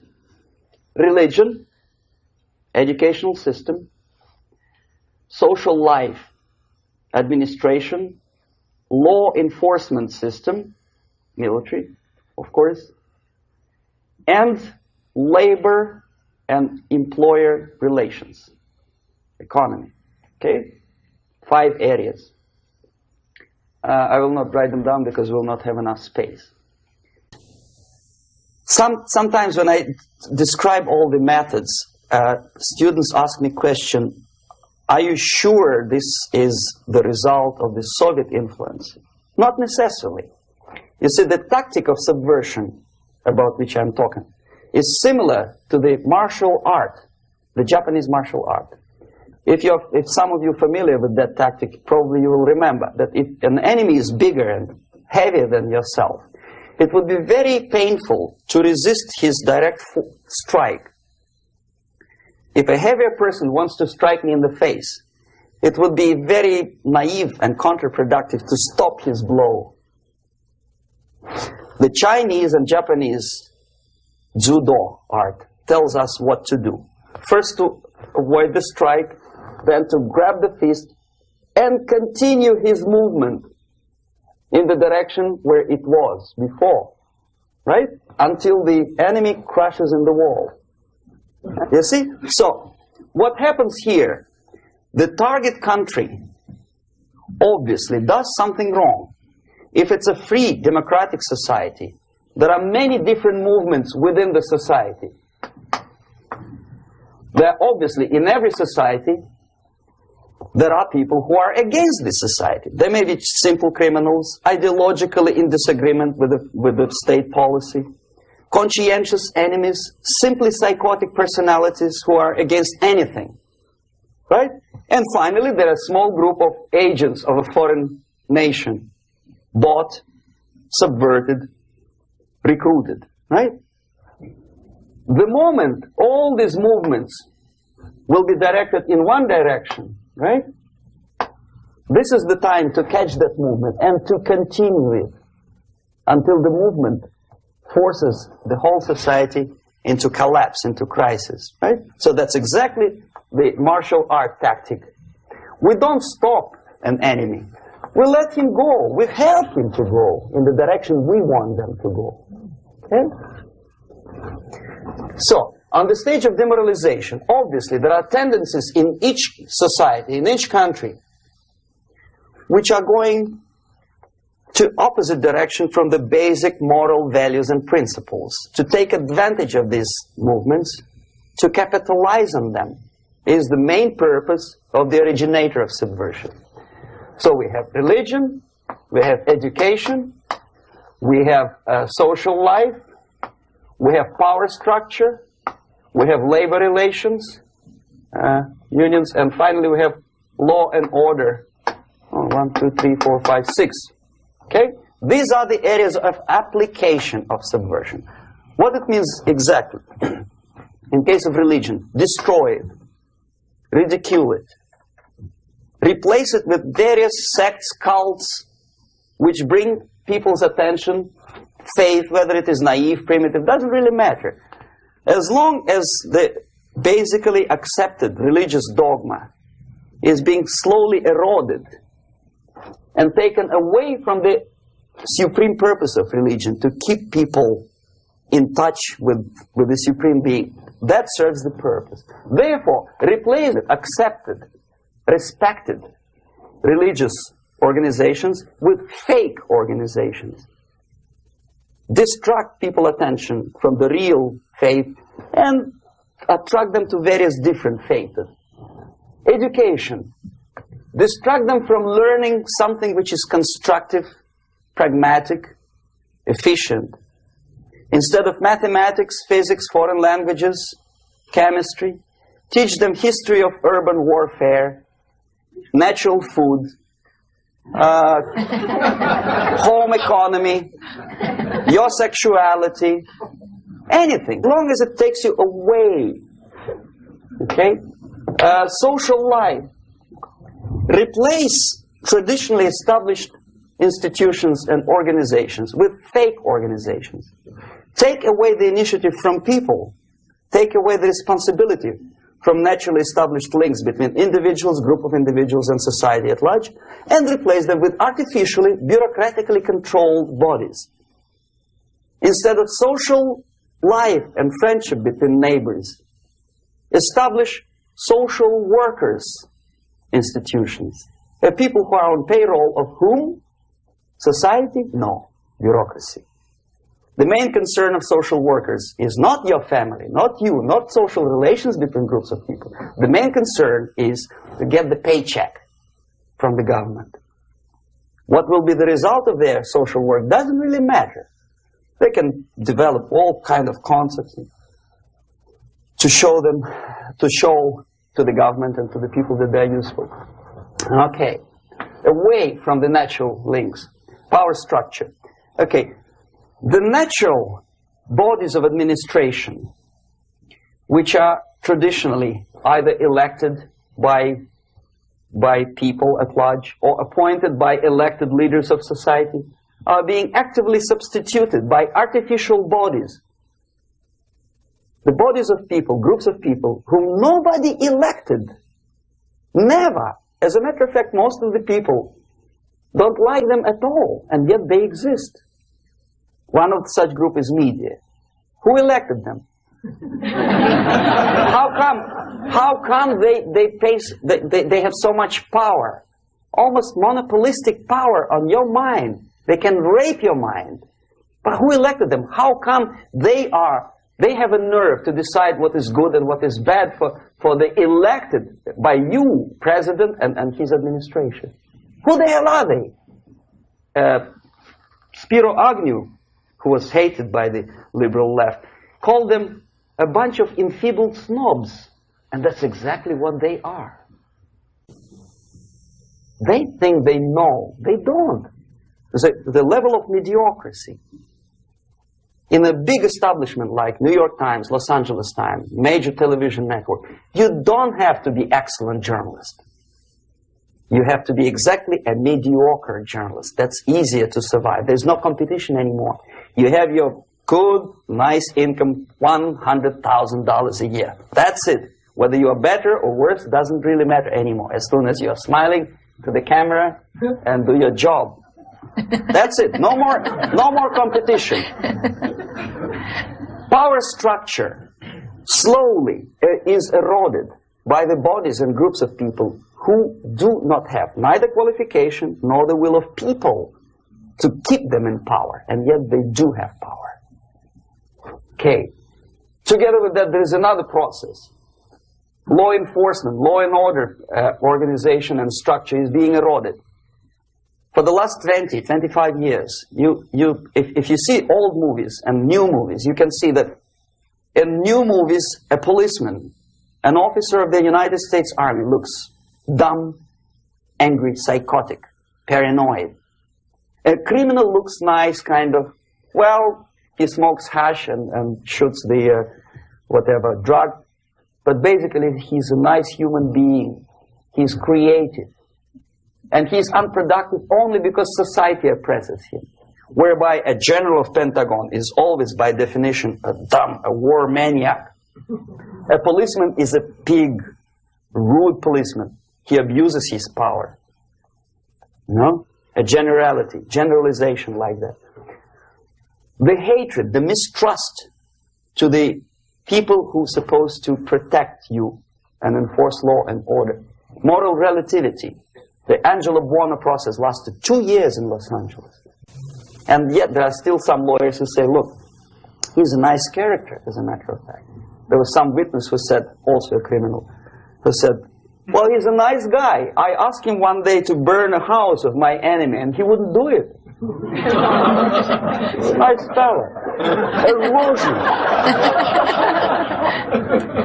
A slow substitution of basic moral principles, whereby a criminal is not a criminal, actually. He's a defendant.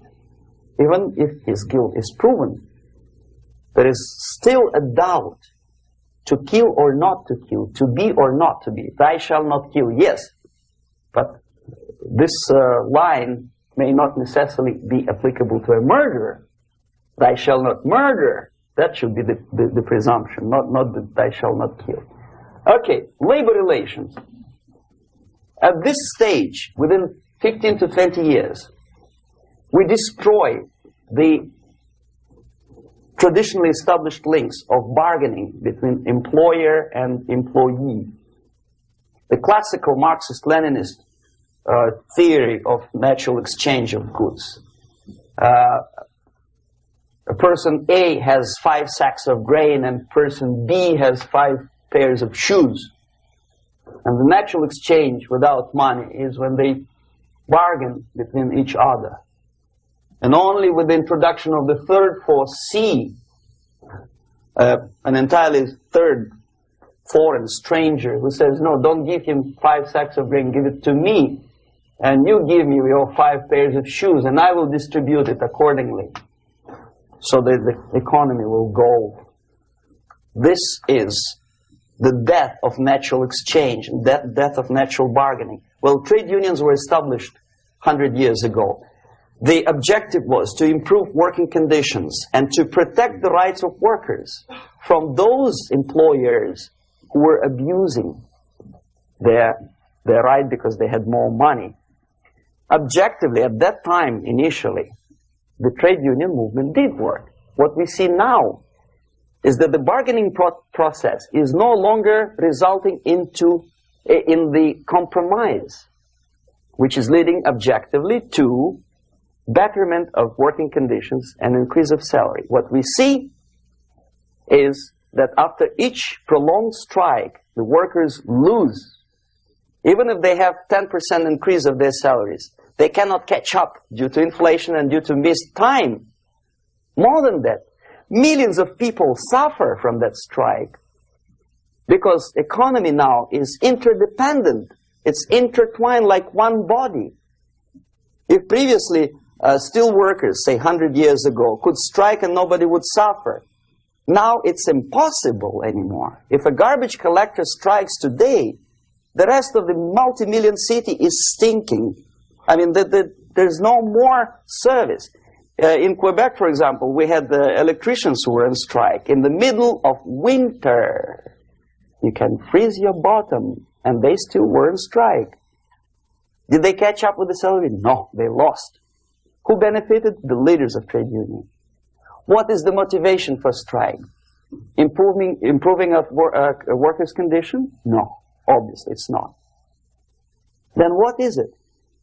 Ideology. To prove to these capitalists.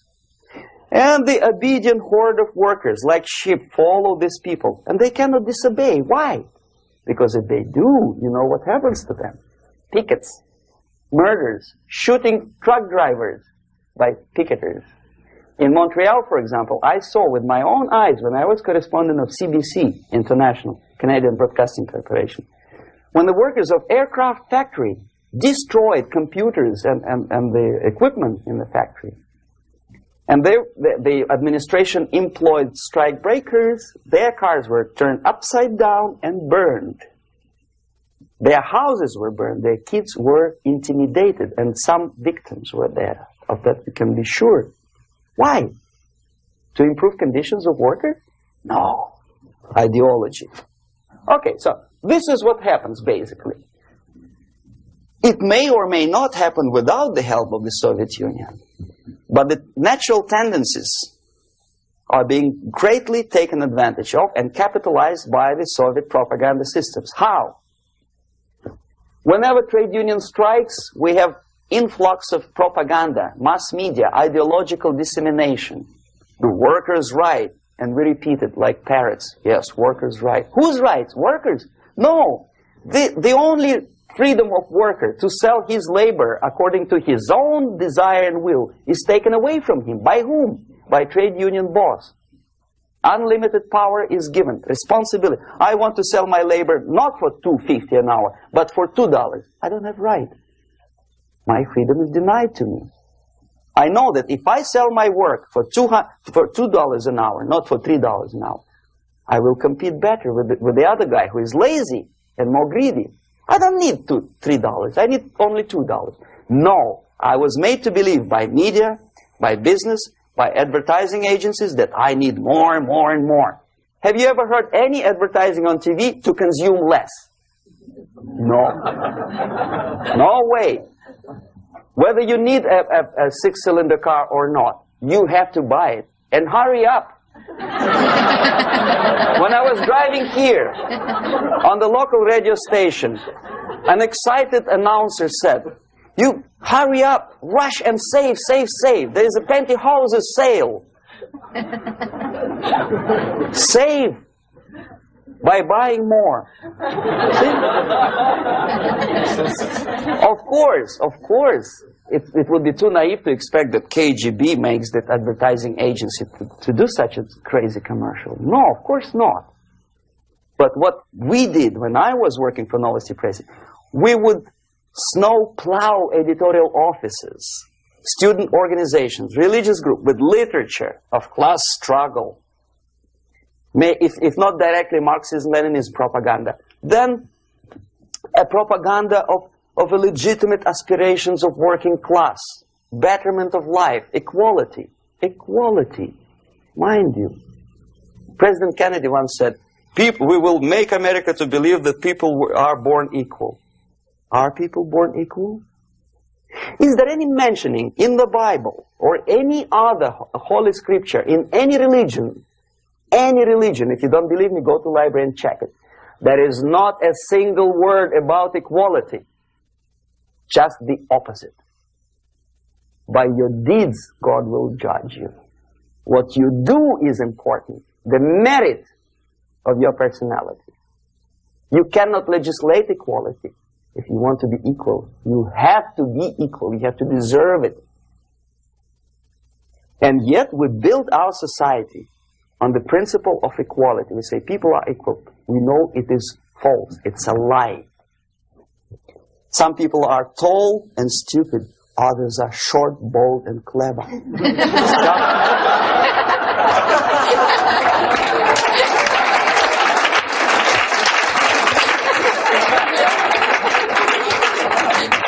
If we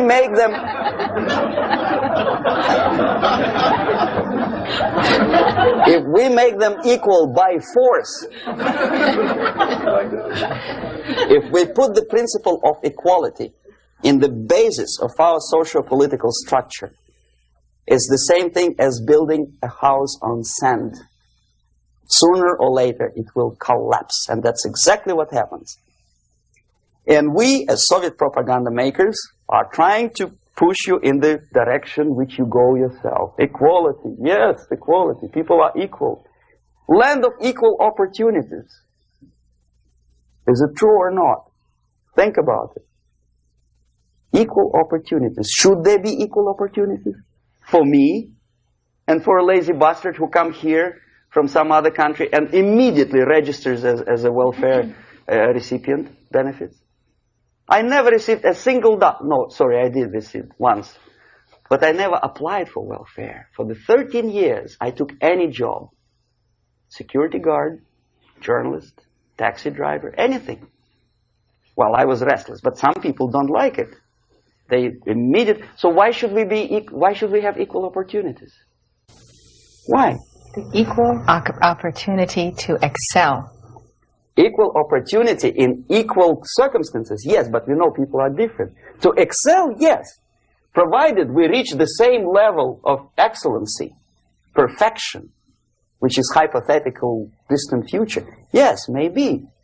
But we know perfectly well that even with the best intentions, people could not be equal. Why should we have equality in the, say, legal system? Myself, I'm considering myself a law-abiding citizen, and a person who comes here to rob and shoot, say, the United States administration under Carter, imported thousands of Cuban criminals. They were non-criminals, yet they were accepted. Do you think it's fair if myself and my wife from Philippines, who work like a, horse, as a lab technician in the hospital, should have the same rights as a criminal from Cuba? Why? And yet we repeat as parents, equality, equality, equality. And the Soviet propaganda system helps us to believe that equality is something which is desirable.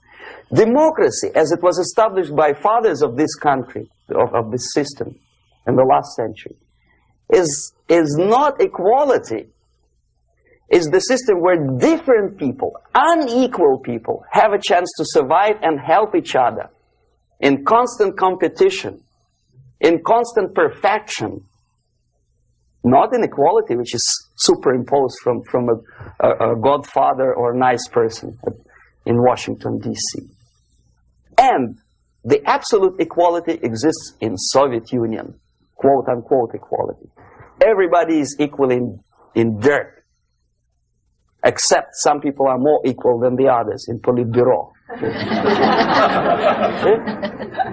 So, the moment you bring a country to the point of almost total demoralization, when nothing works anymore, when you are not sure whether it is right or wrong, good and bad, but there's no division between evil and good, when even the leaders of church sometimes say, well, violence for the sake of justice, especially social justice, is justified in countries like Nicaragua, El Salvador, well, maybe Rhodesia. And we listen to them and say, yeah, probably it's true. Is it true? No, it is not true. Violence is not justified, especially for the sake of quote-unquote social justice introduced by Marxist-Leninists. That is my former colleague from Novosti Press Agency. Okay, so we reach that point. The next step is destabilization.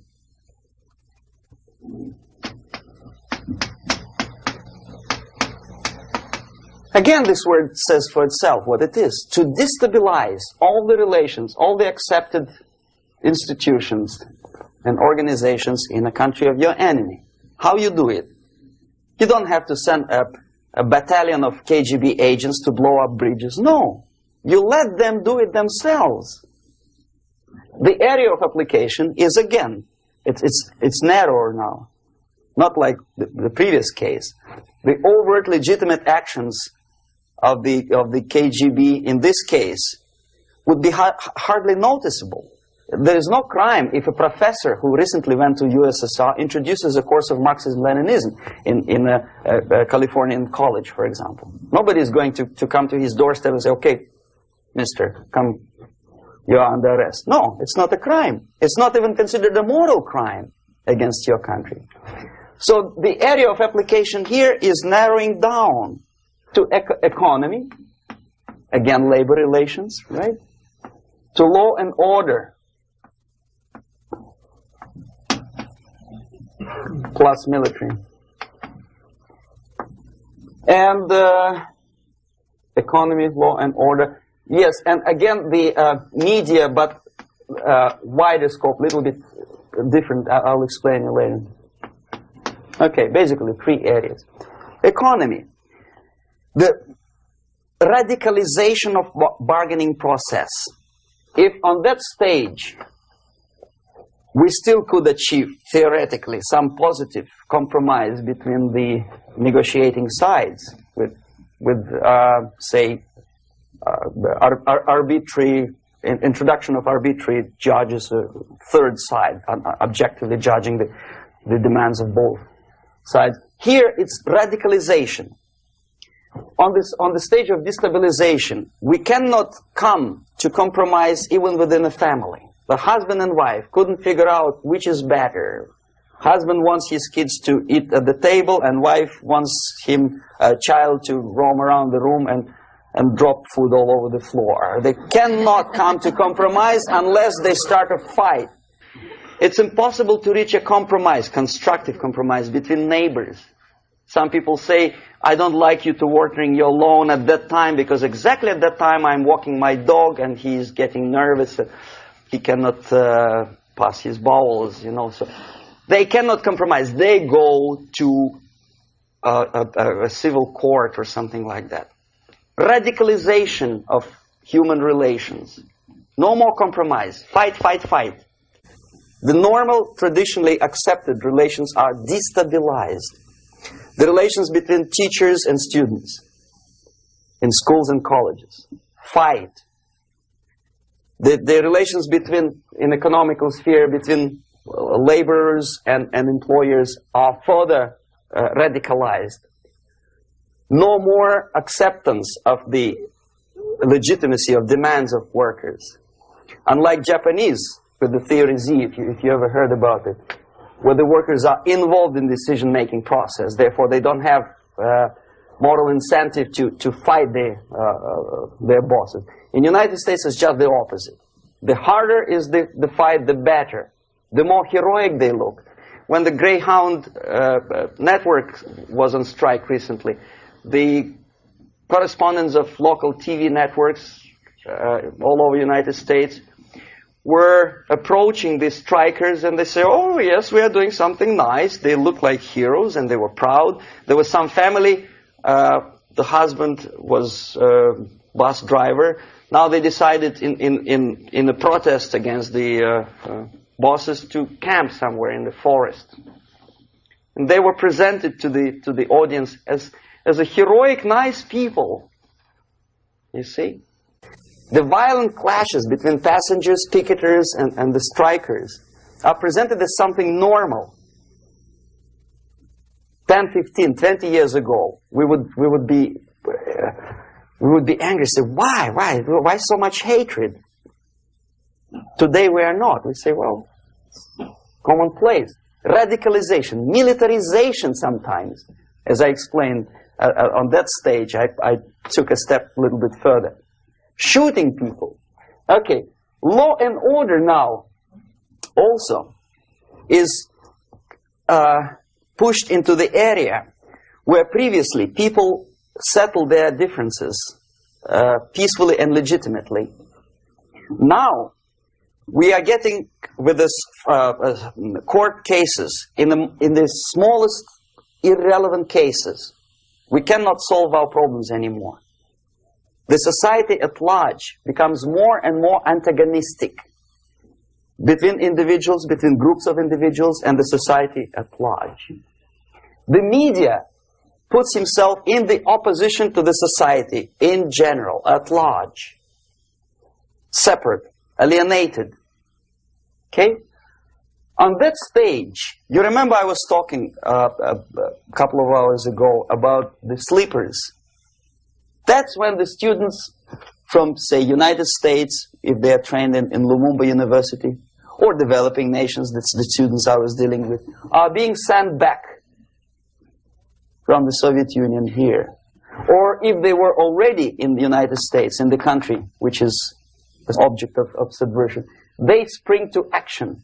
The sleepers go up. They slept for 15 to 20 years. Now they become leaders of groups, preachers, I don't know, public figures. Prominently they actively include themselves in a political process. All of a sudden we see a homosexual. 15 years ago he did his dirty job and nobody cared. Now he makes it a political issue. He demands recognition, respect, human rights, and he rallies a large group of people. And there are violent clashes between him and police, his group and ordinary people, no matter what. It's black against white, yellows against green, doesn't matter where the division line goes. As long as this group come into antagonistic clash, sometimes militantly, sometimes with firearms, that is destabilization process. The sleepers, many of whom are simply KGB agents, become leaders of the process of destabilization. Doesn't mean that Comrade Andropov sends Comrade Ivanov to the United States. The person who takes care is already here.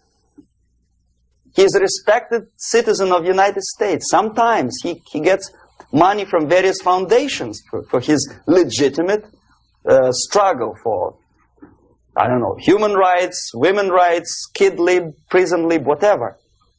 There are sympathetic Americans who donate their money to him. This stabilization process usually leads directly to the process of crisis. In case of developing nations, that's the area where I was active. The process starts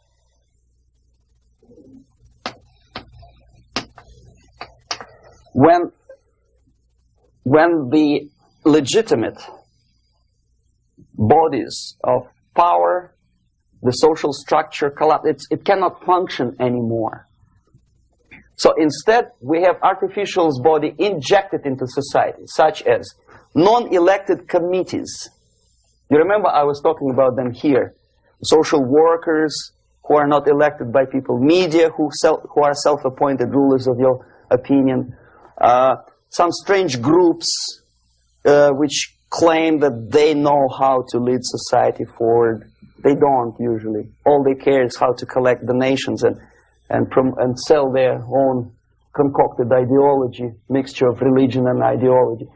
Here, we have all this artificial's body claiming power. If the power is denied to them, they take it by force. In case of Iran, for example, all of a sudden we have revolutionary committees. What kind of revolution? There was no revolution yet, and yet they had the committees. They were taking power of judgment. They had the power of execution, they had the power of legislation, and that they had the power of judicial. All of them combined in one person, who is half-baked intellectual, sometimes graduated from Harvard University or Berkeley. He comes back to his country and he thinks that he knows the answer to all the social, economical problems. Okay? Crisis is when society cannot function any more productively. It collapses, obviously. That's the word for crisis. So therefore, the population at large is looking for a savior. The religious groups are expecting a messiah to come. The workers say, we have family to feed.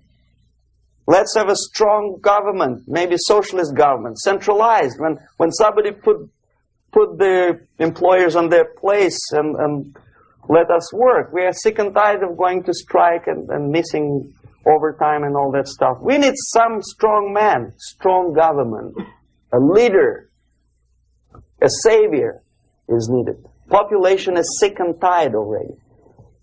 And here we are. We have a savior. Either a foreign nation comes in, or the local group of leftists, Marxists, no matter what they call themselves, Sandinista, a reverend or some sort, Bishop Muzureva, like in Zimbabwe, doesn't matter. A savior comes and says, I will lead you. So we have two alternatives here. Civil war and invasion. Okay? See how it goes? Civil war, we know what it is. Lebanon is the best example. The civil war, which was artificially implanted in Lebanon by injection of force of PLO, Palestinian Liberation Organization. Invasion we had in many other countries like Afghanistan, name any East European country, it was invaded by the Soviet army.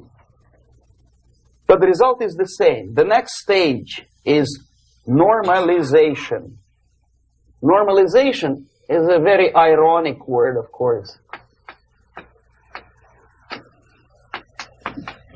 It is borrowed from 1968 situation in Czechoslovakia, when the Soviet propaganda and after them New York Times declared the country is normalized. The tanks moved into Prague, so there is no more Prague Spring, there is no more violence. Normalization. At that stage, the self-appointed rulers of the society don't need any revolution anymore. They don't need any radicalism anymore. So this is the reverse from destabilization. Basically, it is stabilizing the country by force. So all the sleepers and activists and social workers and liberals and homosexuals and professors and Marxists and Leninists are being eliminated physically sometimes. They've done their job already. Okay? They are not needed anymore. The new rulers need stability to exploit the nation, to exploit the country, to take advantages of the victory. Okay? So no more revolutionaries, please. And that's exactly what happens in a number of countries. You remember Bangladesh? This is the crisis in which I was instrumental. First they had Mujibur Rahman. In 1971, he was the leader of People's Party, Awami League, with mustache like Stalin. He was in Russia many times. In 5 years, he was shot by his former colleagues, Marxists. He fulfilled his function. In Afghanistan, it happened 3 times. First there was Taraki, then there was Amin, now there's Babrak Karmal. They killed each other successively, one after another. The moment he fulfills his duty, the first one demoralized country, the second destabilized, the third one brought it to crisis.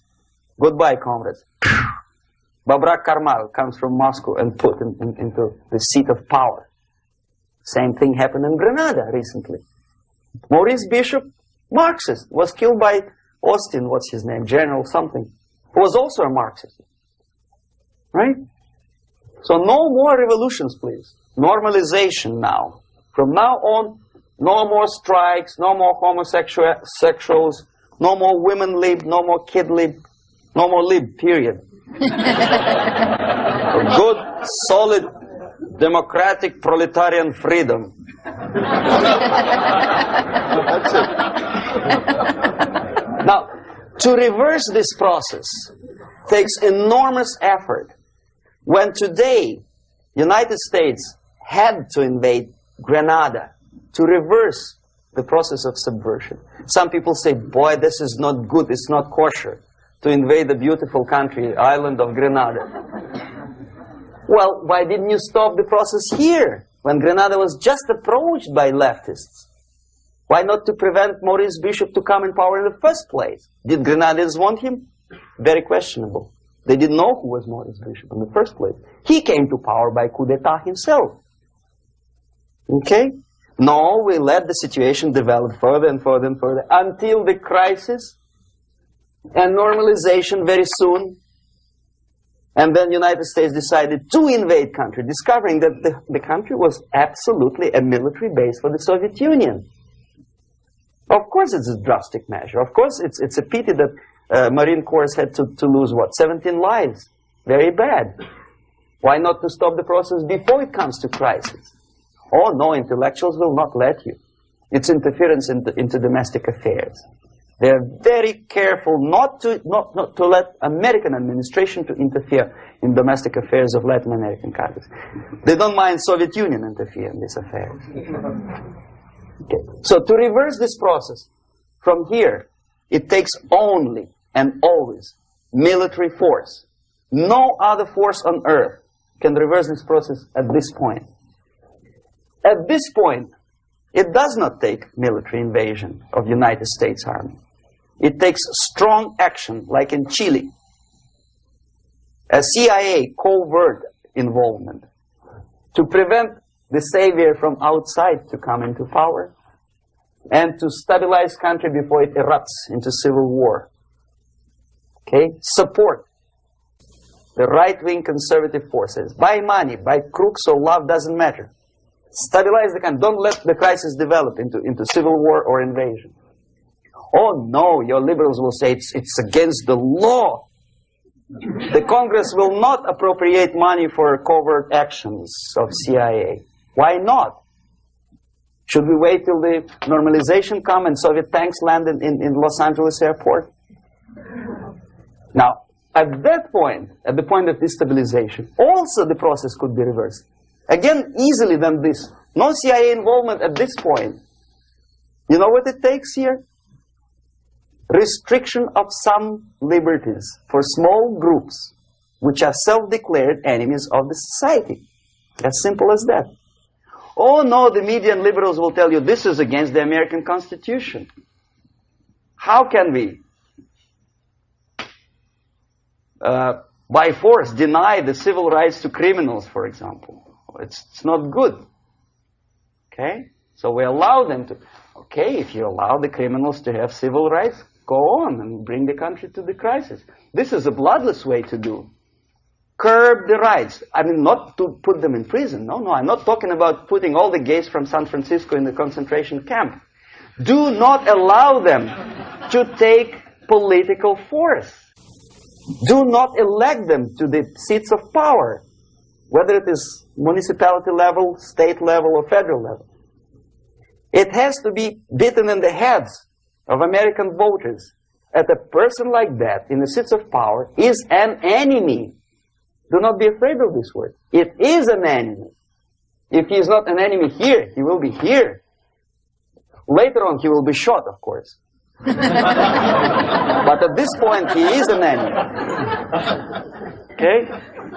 You are doing great service by denying him a right to capitalize on his own crazy ideas and become a powerful man, a man who uses the seat of power. Restriction of certain freedoms and permissiveness at that point would prevent sliding into crisis and probably will return the process of destabilization. To curb unlimited power, monopolistic power of trade unions, here, at that point, would save economy from collapsing.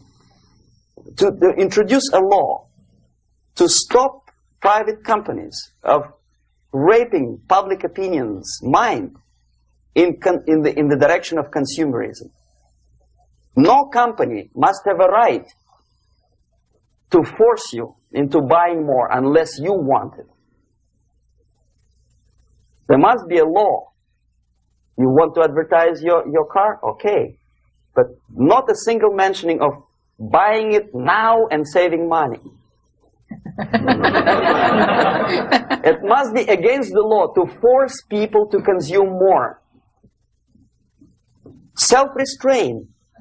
Previously, before this process started, the self-restraint was a business of church, religion. Because our preachers, the fathers of church, would tell us, material values are good, but it's not the prime function of human being. Because you have to live with something. Obviously, the design for our life is not to consume more deodorants. There must be something greater.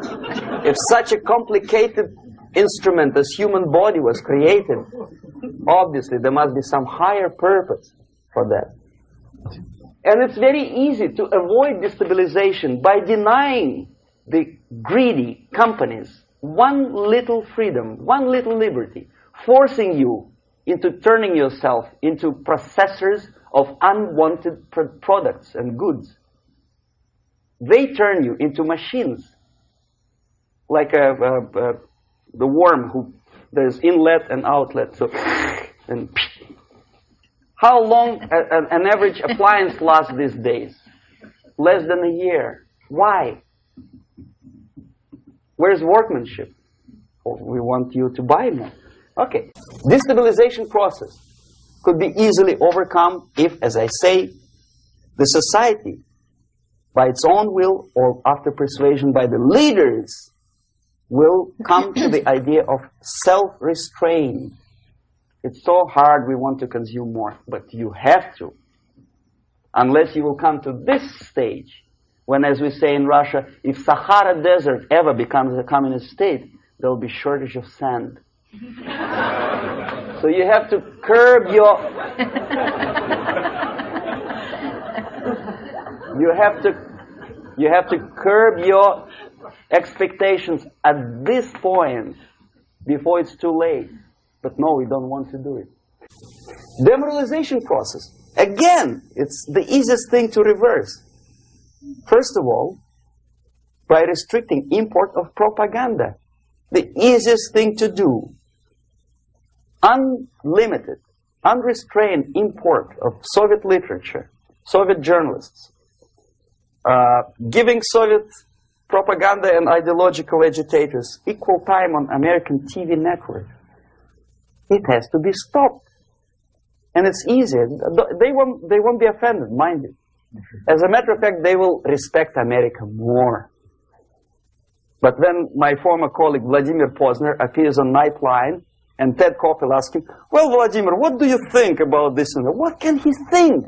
He's an instrument of propaganda. He thinks what Comrade Andropov tells him to think. He's just a nice, articulate mouthpiece of the Soviet subversion system. And Ted Koppel makes you believe that my friend Vladimir Posner thinks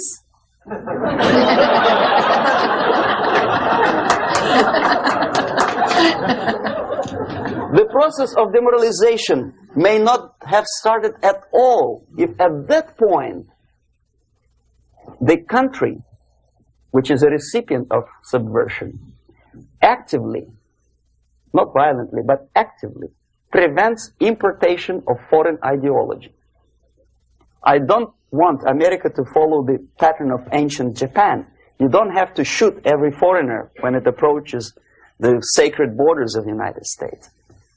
But when he offers you a junk in the disguise of very shiny something, you have to tell him, no, we have our own junk.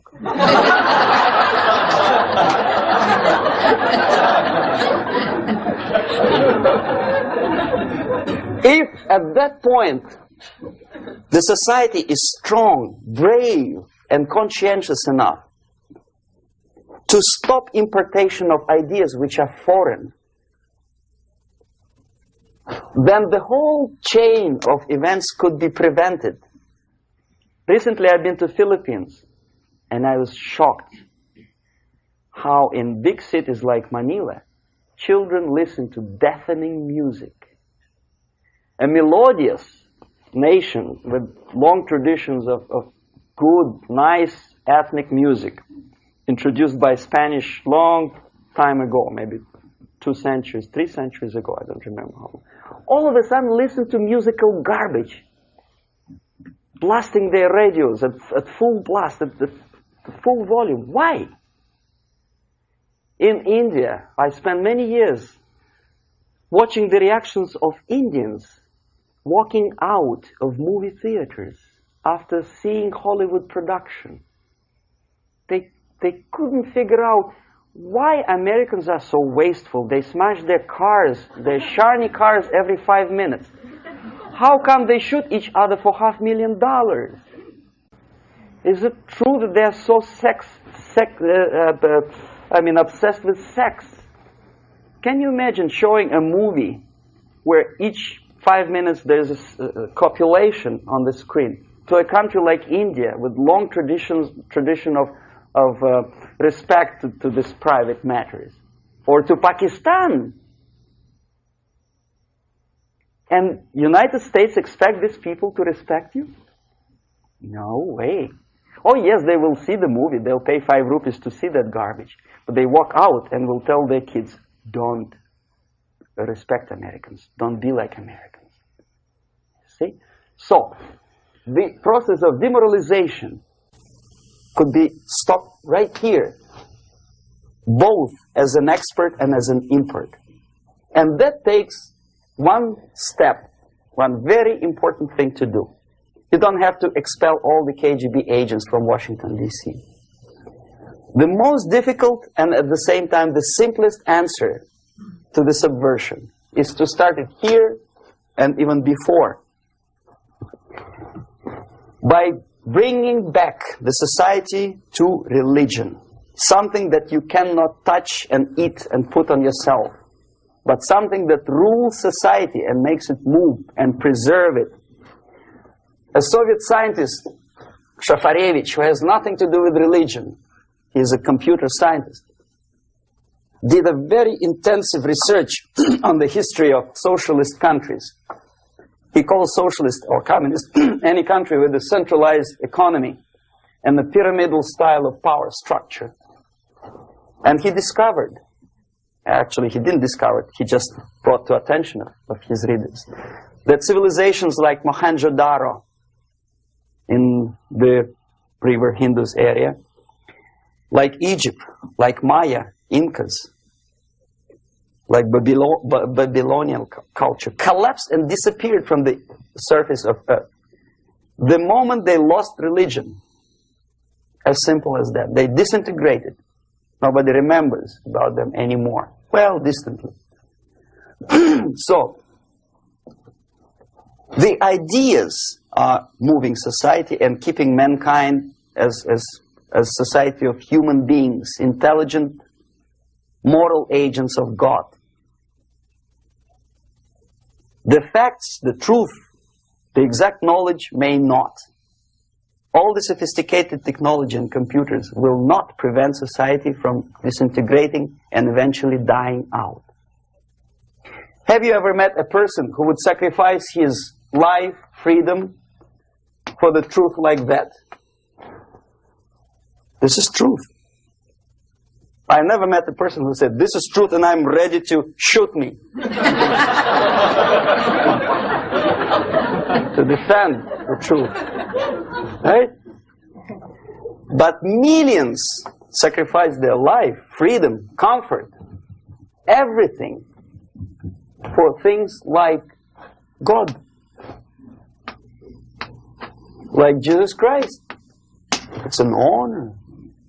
Some martyrs in the Soviet concentration camp died. And they died in peace. Unlike those who shouted, "Long live Stalin," knowing perfectly well that he may not live long. Something which is not material moves society and helps it to survive. And the other way around. The moment we turn into 2 by 2 is 4 and make it a guiding principle of our life, our existence, we die. Even though this is true, and this we cannot prove. We only can feel and have faith in it. So the answer to ideological subversion, strangely enough, is very simple. You don't have to shoot people, you don't have to aim missiles and Pershings and cruise missiles at Andropov's headquarters. You simply have to have faith and prevent subversion. In other words, not to be a victim of subversion. Don't try to be a person who in judo is trying to smash your enemy and being caught by your hand. Don't strike like that. Strike with the power of your spirit and moral superiority. If you don't have that power, it's high time to develop it. And that's the only answer. That's it. Thank you.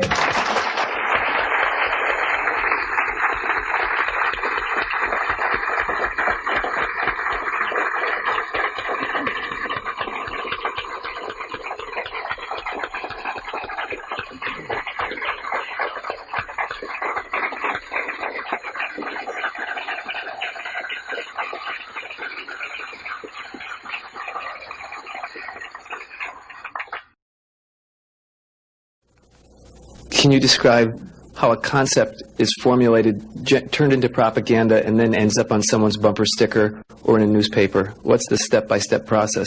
The other thing is, how close is the Politburo to the actual propaganda creating process? And finally, the 007 incident was notable in the fact that it took a long time before the Soviets responded to it, and then the military took the lead in terms of explaining what had happened rather than the political organs. And I wanted to know why that actually happened. Okay. Now, the propaganda concepts are not being developed. They had been developed long time ago. There's nothing basically new in the concept of overall propaganda methods and goals. The ultimate goal, however ridiculous it may sound, or primitive or simplistic, is the world domination. Many experts in foreign policy would ridicule my opinion, but this is what it is. I saw it with my own eyes. I was a part of that.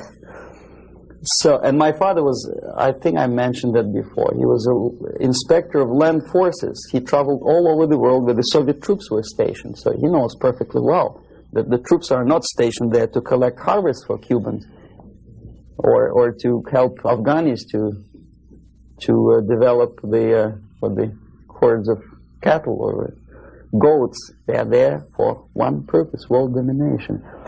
The concepts, the immediate issues or problems are created, of course, for propaganda purposes, and they end up as a bumper stickers probably not long, it takes really short period of time.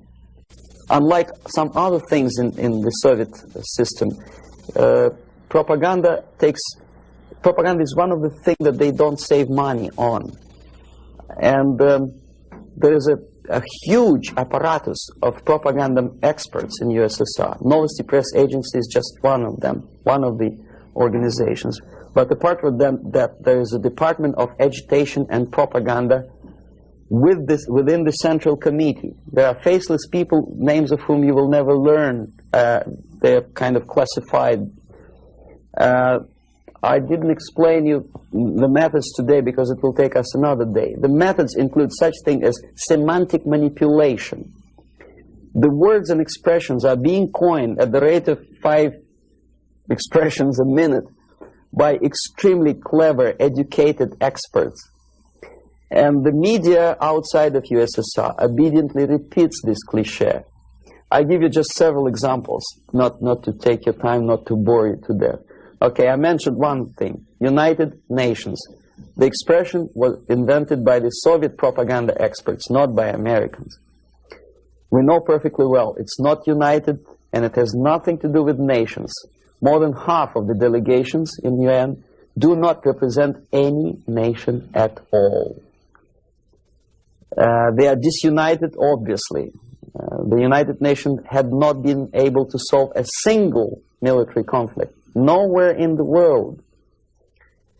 They provoked war, yes, they took part in wars, but they didn't prevent expansion of communism, or they did not prevent a single war anywhere. So the true expression, the true term for United Nations could be disunited bureaucracies. Okay, another cliché which was coined in Moscow by experts of propaganda. National Liberation Movement. It's not national because most of the leaders do not necessarily belong to the ethnic group which they lead, number one. Number two, they are unpatriotic and unnationalistic because they obey orders from a foreign country, USSR. Okay? They are trained in USSR, they are paid by the Soviet system, and they work in the interests of the Soviet system. Liberation. Whom they are liberating? Who is being liberated? And movement. Movement, we understand, is something which moves, unlike something which is static. National liberation does not move. It's a war.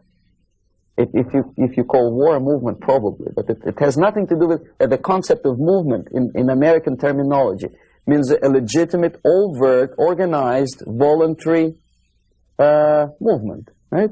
I presume your church or your organization is voluntary. Nobody keeps you here by force. Okay. National Liberation Movement is an army of bandits, professional bandits, which are kept within the framework of the movement by force. If they betray, it's like in mafia, they are going to be executed. Okay, another example of semantic manipulation is free medical aid, for example. You think it's an American democratic expression? No way. The term was coined by the communists long time ago, at the time of Comintern. There's nothing free in this world. Everybody knows it. Least of all medical aid. It's a very expensive thing to render medical assistance to other people. Somebody, sometime, somewhere has to pay for it. Who? Taxpayer. Obviously. There are many other things that are being coined by the Soviet propaganda apparatus. Unfortunately, see, if I call myself a genius writer, for example, Los Angeles Times would not call me that, right? They will call me a strange, crazy Russian who calls himself a genius. Then why the hell they call liberation movements what they call themselves? Just because they are many? The logic is twisted. The stickers on the bumpers, I don't know. It depends on the ability of local forces to toe the foreign policy. How close is Politburo to implementation of propaganda actions? Very distant. See, Politburo is a group of self-imposed dictators. They don't really decide anything. The only objective of their existence and their life and their struggle is to stay in power. Unlike American politician who has two objectives: first, to be elected, and second, to be re-elected. The Soviet politician doesn't have the first objective. He does not have to be elected. He just makes his way in the party structure all the way up. The election doesn't bother him at all. So the only purpose of his life is to stay where he is and don't rock the boat. They don't make decisions. The decision-making level are the faceless group of experts, as I tried to explain to you. And the Politburo gives only the basic directions, what to be done, and the obedient servants of the highest caliber intellectuals are dutifully developing these things. Some independently thinking progressive academics in the United States think that come socialism they will be able to preserve their integrity and independence. It's wishful thinking. They will become obedient servants of the system that they are trying to force upon you. The Korean airliner incident, from my viewpoint, is not an incident at all. I believe it's a carefully planned and premeditated provocation. I'm not sure whether they did it. They killed 268 people just to get rid of Larry McDonald, but it's feasible. I wouldn't be surprised if they killed more than 60 million of their own men just to implement rotten ideas of Marx and Engels. Well, what would 268 people matter? Second, it is not a military blunder, and the order was not given by military. Never a single military officer of the highest caliber will take responsibility to shoot a civilian airliner. My father was an officer of general staff of the Soviet Army. I know perfectly well what I'm talking about. No officer would take responsibility. He'll be shot tomorrow. Are you kidding? The order was given by a civilian, by party apparatchik of the highest caliber, and I wouldn't be surprised it was Andropov. In any case, Andropov knew perfectly well what went on. The Soviet power structure resembles a triangle. Unlike a love triangle in real life drama, it's a hate triangle. The seats of power are party, Communist Party, the elite, of course, not the rank and file party, but the top of the pyramid. The KGB and the military, they hate each other, and each of them hate the other two. The most powerful is the party. This is the real power. The army and the KGB supposedly are servants of the party and the tools, the instruments of their power. But in fact, sometimes they are the power themselves. Andropov belongs to the most hated triangle, the KGB. My father hated KGB because he was military. Both of them, KGB and military, hate the party. Why? Because unlike in the United States, the party is the most adventuristic people. They want to invade countries. They give the orders for all kinds of adventures outside of USSR borders. They know perfectly well that comes war, they will go to bunkers and eat caviar and enjoy life, whereby military will burn in flames of nuclear war. Marshal Grechko was against invasion into Czechoslovakia because he knew that he will have to demoralize his army. And the first two divisions, after facing the reality and seeing that Czechoslovakia is not being invaded by Americans, will get corrupted. So you have to replace them with other two divisions. And if you stay long enough, you will corrupt the whole Soviet army. He said, no, don't invade Czechoslovakia. But Comrade Brezhnev said, who the hell they are? They think they deserve more sausages and butter. So show them thanks. So he did, he obeyed. The KGB... The KGB and the army sometimes are in cahoots against the party. The recent rumor that Andropov was shot by son of Brezhnev is an indication that the other two corners of the power structure were really sick and tired of the Andropov's KGB purges. You know, there were purges.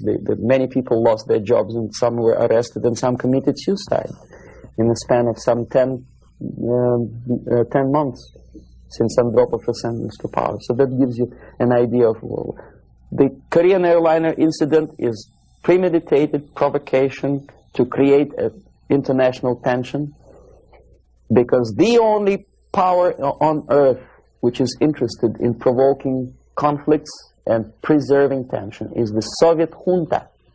That's the only justification of them being in power. If there is no enemy outside, they have to create him. If there is no war, they have to provoke it, to scare the hell out of taxpayers inside, and to keep themselves in power. There are so many theories. One of them is expressed by, I wouldn't say a friend of mine, but I know him. There's another defector, Nikolai Khokhlov, who defected long time before I even joined KGB. He was also a KGB in Western Europe. Now he teaches psychology in one of California universities. He thinks that the Soviet Union developed an ESP, would you believe it, system of influencing the perception and minds of people. And the generators of ESP willpower can be focused on individuals and groups of individuals so efficiently that you can literally focus that beam or whatever it is on a pilot or two pilots or three pilots and convince them that actually they are flying on the safe territory, so there is no need, you can convince them that there is no need to contact the ground-based station, and you can artificially draw the plane by brainwave into the Soviet airspace. Whether it is true or not, I don't know. But I know one thing, that when I was a student and I graduated from Oriental Studies Institute, one of my friends, he was an extremely intelligent Jewish boy. He graduated from the mathematical department of Moscow State University. After 3 years, I returned from India for vacation, and I met him in the during the reception at the Academy of Science, and I said, "What are you doing here?" He said, "I'm working in a secret research bureau." You know, the secret, which means basically defense industry. They don't have addresses, they have post box numbers. And I say, is it that much secret that you cannot tell me what you research? He said, "You wouldn't believe me, brain waves." And I never saw him again. ESP, which officially in the Soviet media is described as a pseudoscience and decadent capitalist gimmick to sidetrack the minds of proletariat from the real issues of class struggle. But obviously KGB takes seriously that pseudoscience.